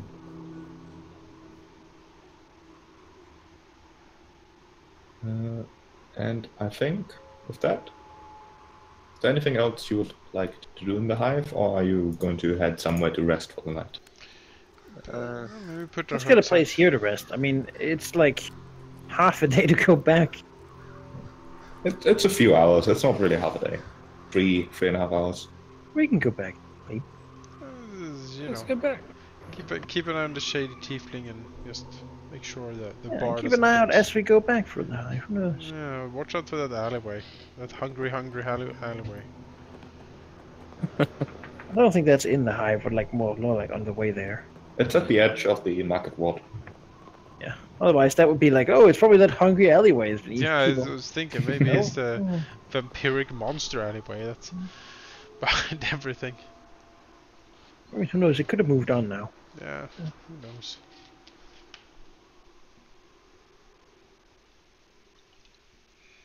All right. I think for now we're going to stop a bit early. Okay. I would like to talk about the campaign in general. It's only kicked off, but I would like to inquire, after hearing the things I've presented, perhaps didn't present, what would you like to see more, or perhaps less of? Is there any area in Sigil that, now that you've actually played a session, suddenly find incredibly interesting? Is there something that just feedback? That's what I'm looking for. Yeah. I think we've the seen the session structure, in a sense, that's also something I'm experimenting with. I mean, I took the approach of we always seem to have a good time when we roleplay, so I dove into the roleplaying a lot. Yeah. I liked where we're going so far. We just haven't seen, in my opinion, I haven't seen enough to decide that places are particularly interesting. Is interesting, but I mean, there's like 3 places right now. Like, I can't decide that one is particularly more interesting than the others. They're interesting still. And I mean, I'm happy so far. Yeah, I mean, it's still early days, so it's not. I can't really have a defined opinion of what I'd like to see, but I'm certainly enjoying it so far. I mean, you've given us a lot of options that we can still look into later on, and we have, our main thing that we want to pursue. So I'm happy with the way it is right now. Yeah. So I'll see how it unfolds, really. So next session, I guess. At least myself personally, I am much less interested in faction politics than probably anything else. Yeah. Okay. But I mean, it's fine. Like, if everyone else is into it, then I'll take that hit. Like, I just want to hang around and have fun. You know what I mean? I can already say faction politics are going to be relevant, but not necessarily the entire focus, unless you want to make it the focus. Yeah, like I said, personally, I wouldn't want to make it the focus, but I'll hang around if the other, if you guys are all into that, then I'll still have fun just playing, so. Yeah, I gotta say that I would, although I like that it is a thing, I don't think I would enjoy it being a focus. We had so much intrigue and politicizing during Song of Ice and Fire that I'm drained from it for years to come, I think. Not to say that I won't enjoy it if it comes along, but I think it being there as part of Sigil it's important to Sigil. Yeah. For me, it's not that I dislike political aspects to games, it's that I don't care even a little bit about any of the factions in Sigil, and in a setting like this, it feels like it would be lent better to a more kind of fantasy adventure thing than a political game. Yeah. You don't have to worry that it'll be entirely political. No. Yeah. I didn't get it. I didn't expect it to be. I just the politics are kicking off the adventures. That's what they are. Yeah. That's fine. Yeah. I like that. Yeah, I don't mind it. I'm bad at it, so I mean, I don't really mind either way. It's like Jonas's and Manakai's wheelhouse. So. Yeah. I don't know. I don't particularly care about the politics either. However, I feel that the philosophy is at the heart of the Planescape setting.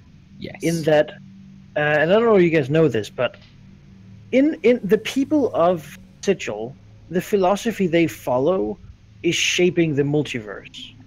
This means that if everyone in Sigil believed a thing, then that thing would be true. Yeah. Magically, it happens.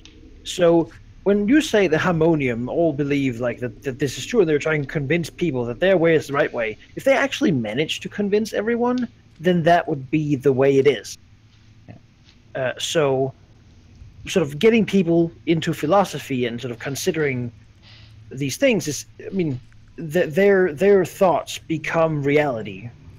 For example, should the harmonium get like a certain amount of people converted to their cause, then suddenly like a town might shift to a different plane and now exist on that plane and be like a tyranny hellscape instead of like a free haven of happy animals.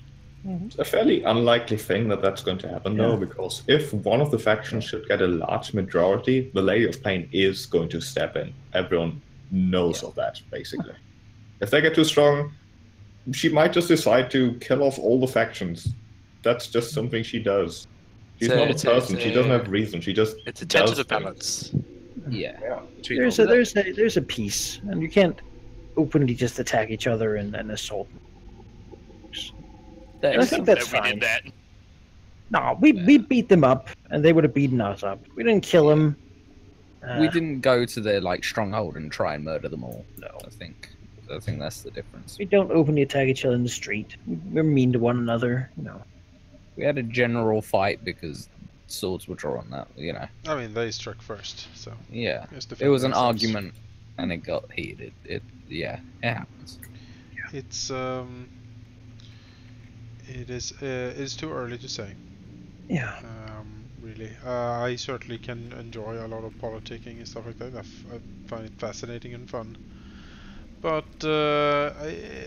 there's good fun to be had in a more of a traditional, or not like a more of an adventure-focused stuff as well. And Sigil certainly can cater to both, or just completely one of them, because it's such a strange place that, I mean, open a closet door and suddenly you're in another universe. So, But like Manaki said, I think the philosophy is so key in Sigil that I mean, it is, inherently but- brings the but politics into it. yeah, but none of us are necessarily preachers of philosophy No, in that regard. no. We are, as it comes to it, we are too small fry currently to have anything to say about anything. Well, There yeah, is in a there place there of is demons, there is no like Reus is in no position to influence anyone on any scale. Like, he can talk to his friends, but he even can't even convince one of his party members to join the Doomguard. So, in the politicking scene, he's not that much of a hot number right now. No. And so he has found a philosophy, a creed that he seems that he's fine with. It's something he recognizes, or something he thinks is a good thing in the end, and so he will dedicate some time and effort to it, and that's what he's happy with at the moment. If the Doomguard call up and be like, hey, you need to go, like, could you look into this, and you'll be like, yeah, sure, I'll do that for you. Yeah, I think it's a But- very important thing in Sigil. I like it though. But currently, we are not instigated or riled up enough to be like, go full 13th age of being like, let's kill every fucking harmonium thing we come across, like murder all of them. Fuck the Lady of Pain. We'll Yeah. take whatever it takes. Exactly. we'll get- Crash we'll get Sigil there. into the Outlands. Yeah, Fuck the consequences. Kill the One of us will multiverse. become a dragon at some point, and it'll I mean, there's a long way to 30. yeah, so Long way to 30. so long.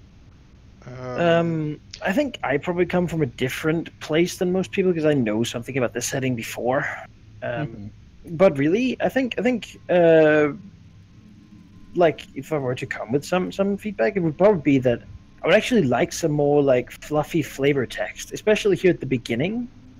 It might even be just that you look around sheep and find like some blurbs or something that like, oh, let's describe the hive in like some like you did at the beginning with the tavern. Like I like the sort of prepared pieces of fluff sometimes too, to set the scene of what we're seeing, because what we're seeing here is not really intuitive in many places, and having all of us have the same idea about what's going on and what's around us, I think that would lend itself well to sort of catching the right mood. Okay. Yeah, I agree, especially since at least Manaki has a decent grip on Planescape. I have a a somewhat a grip on the setting, but I have never really played much in it. But the rest of the group have, as far as I know, absolutely no idea.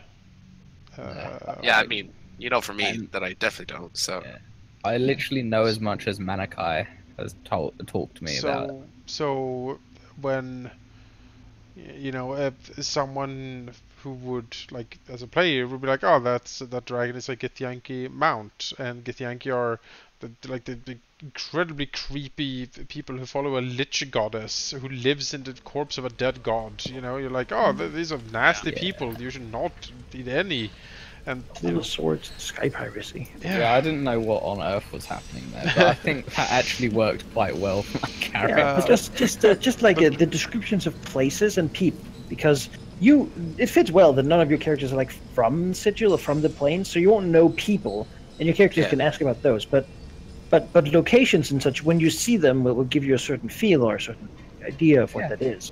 Yeah, and I think that would be a good. And also when it's the general thing, when you present options for us, if you make them too creepy, we won't probably investigate because we're level 1 and things are scary.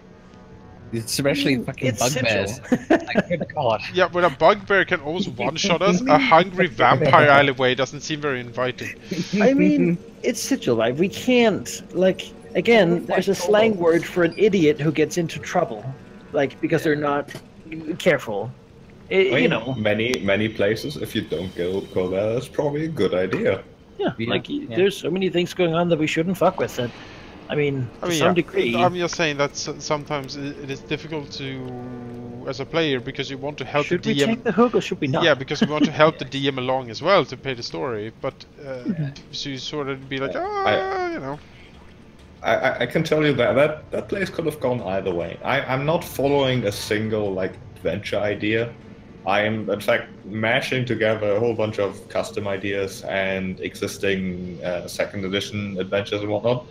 If you don't decide to follow something that seems unrelated to what you're currently after, then so be it. Oh, we don't want to miss anything. Oh, no. You're not missing anything. 100% completion. Man. We are. We can quick save and go down the alleyway to see. Yeah, I mean, that alleyway situation in particular. Had Thorfin not been an independent who saved and then figured out that the effect would have gotten worse if you had gone that way, you would have probably gone that way. It feels like. Yeah, guys, I'm useful. We'll keep you around after. I don't want to say whether it was a hook to something more interesting. Well, it was obviously a hook to something interesting, but it might also have been something very bad that you circumvented. I don't think about it. Do not assume that I can't be a dick sometimes.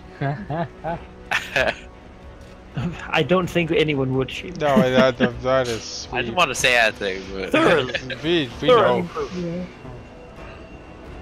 With the bugbears, I think that's fine. The game, 4th edition, generally has a right for having combats that can last up to 10 hours sometimes, because the first two monster manuals had an idea of, well, to make a monster harder, just give it more defenses and hit points, which ended up having them do very little damage and just take forever to kill.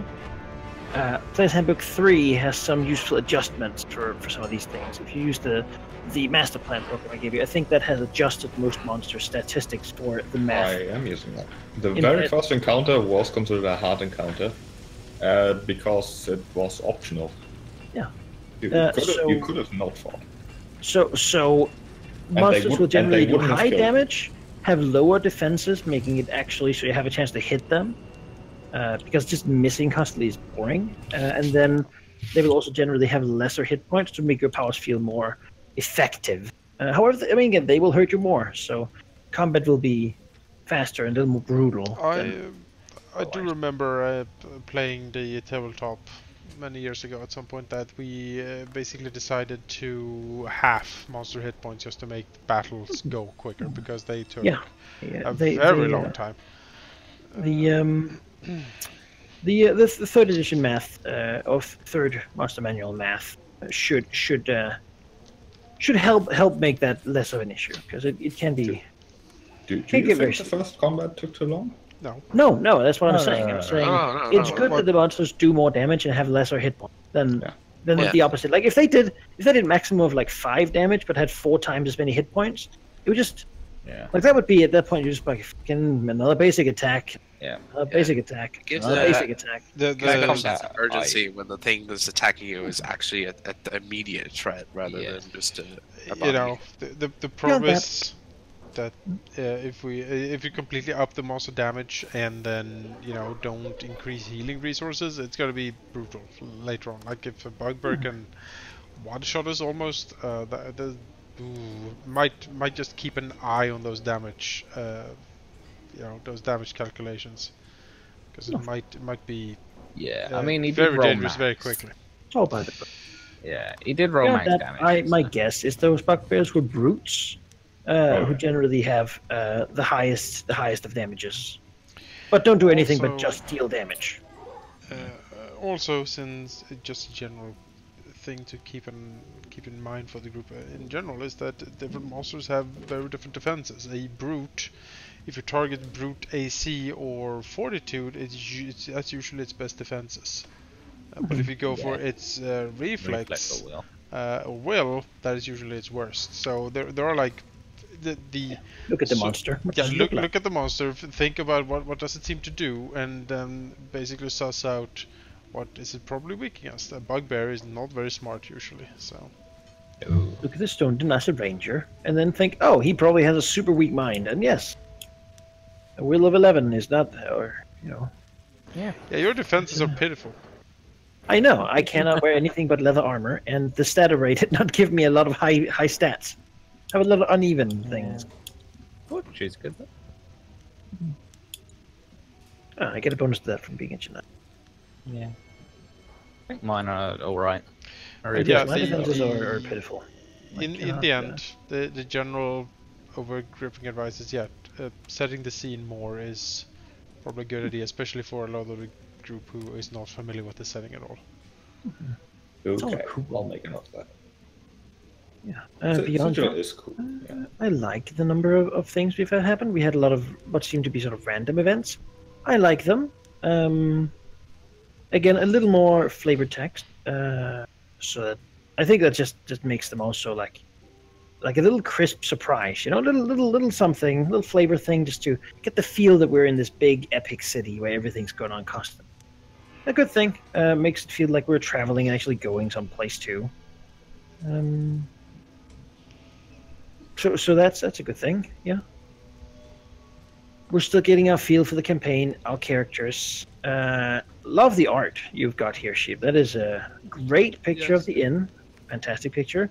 Nice side pictures you got here of various things. I've been looking at them a bit and such while doing things, and I'm that is great stuff. Yeah, the top picture is one that Jonas found that I really like because it shows Sigil in a nutshell a bit. It's a bunch of different architectures that sort of look familiar. It's the sort of image that at first glance, oh, that's a fantasy town, but it's also curved inside of itself, and there's a wizard and a devil or something in the background, and that person is on fire, and nobody seems to care. That's Sigil. Yeah, it is a great picture. And the other art is all from the second edition books, which are Spiky really house. numerous. Yeah. Lots of spiky houses, yeah. Then we have like a big, nice map. Pins, great idea. Have a little detail there. Someone forgets what the hell the butcher's plug is, can click on it, see there. Excellent stuff. Different color code, sort of coding is also great for me. That a lot. I'm curious to see where things go. What about that cat guy? Is he important or is he just a guy? I don't know. Jay the It's cat. Sigil, right? Normally, if there was a talking cat, I'd be like, oh, Yeah. hello, quest giver. But here, I'm like, oh, Yeah. yes, you could take. I mean, It could Is just be is he another important? guy. Welcome I to don't the know. party. Well, Ride along. Could be a familiar, maybe. Didn't know that we had a sixth player. Huh. Just like a talking cat. I Is for that one you, know, Tina? Is Tina playing the cat? secretly. I for one though want to go to bed.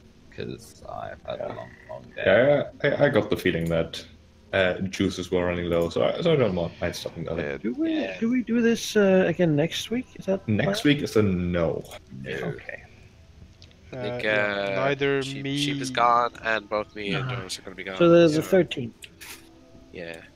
Next one is the 13th. Friday the 13th.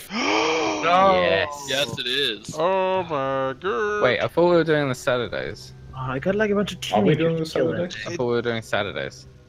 Oh yeah. Oh yeah, let's We're decide moving that over to now. the Are we doing Saturdays. Friday or Saturday? Tomorrow's prefer like Saturday. the last of our Yeah. Out of the Abyss sessions for the next month. Yeah. Yeah. So I'd prefer Saturdays. Well- It makes my life easier because I Okay. work. Anyone against the 14th? Saturday the 14th. I know. I mean, for good us, for it me. doesn't matter what day it is. No. It's not the waiting though, but if it's easier for anyone, then yeah. Then Saturday the 14th. Right, so the plan now is that Out of the Abyss is going to go on a summer break for a month, and instead we're going to be running Planescape on the Saturday slot for a month, and then after that we're going to slot everything back to normal again when people are back and not traveling. And Yeah, stuff like I go that. back to college. Exciting. Yeah, you go back to college and I go back to my office. Yay! I'm always Yeah. at my office. Don't torment me. Planescape torment. Ho ho! Oh, Wow. throwback to like the Well. 90s. Well. Yeah, but I was 40.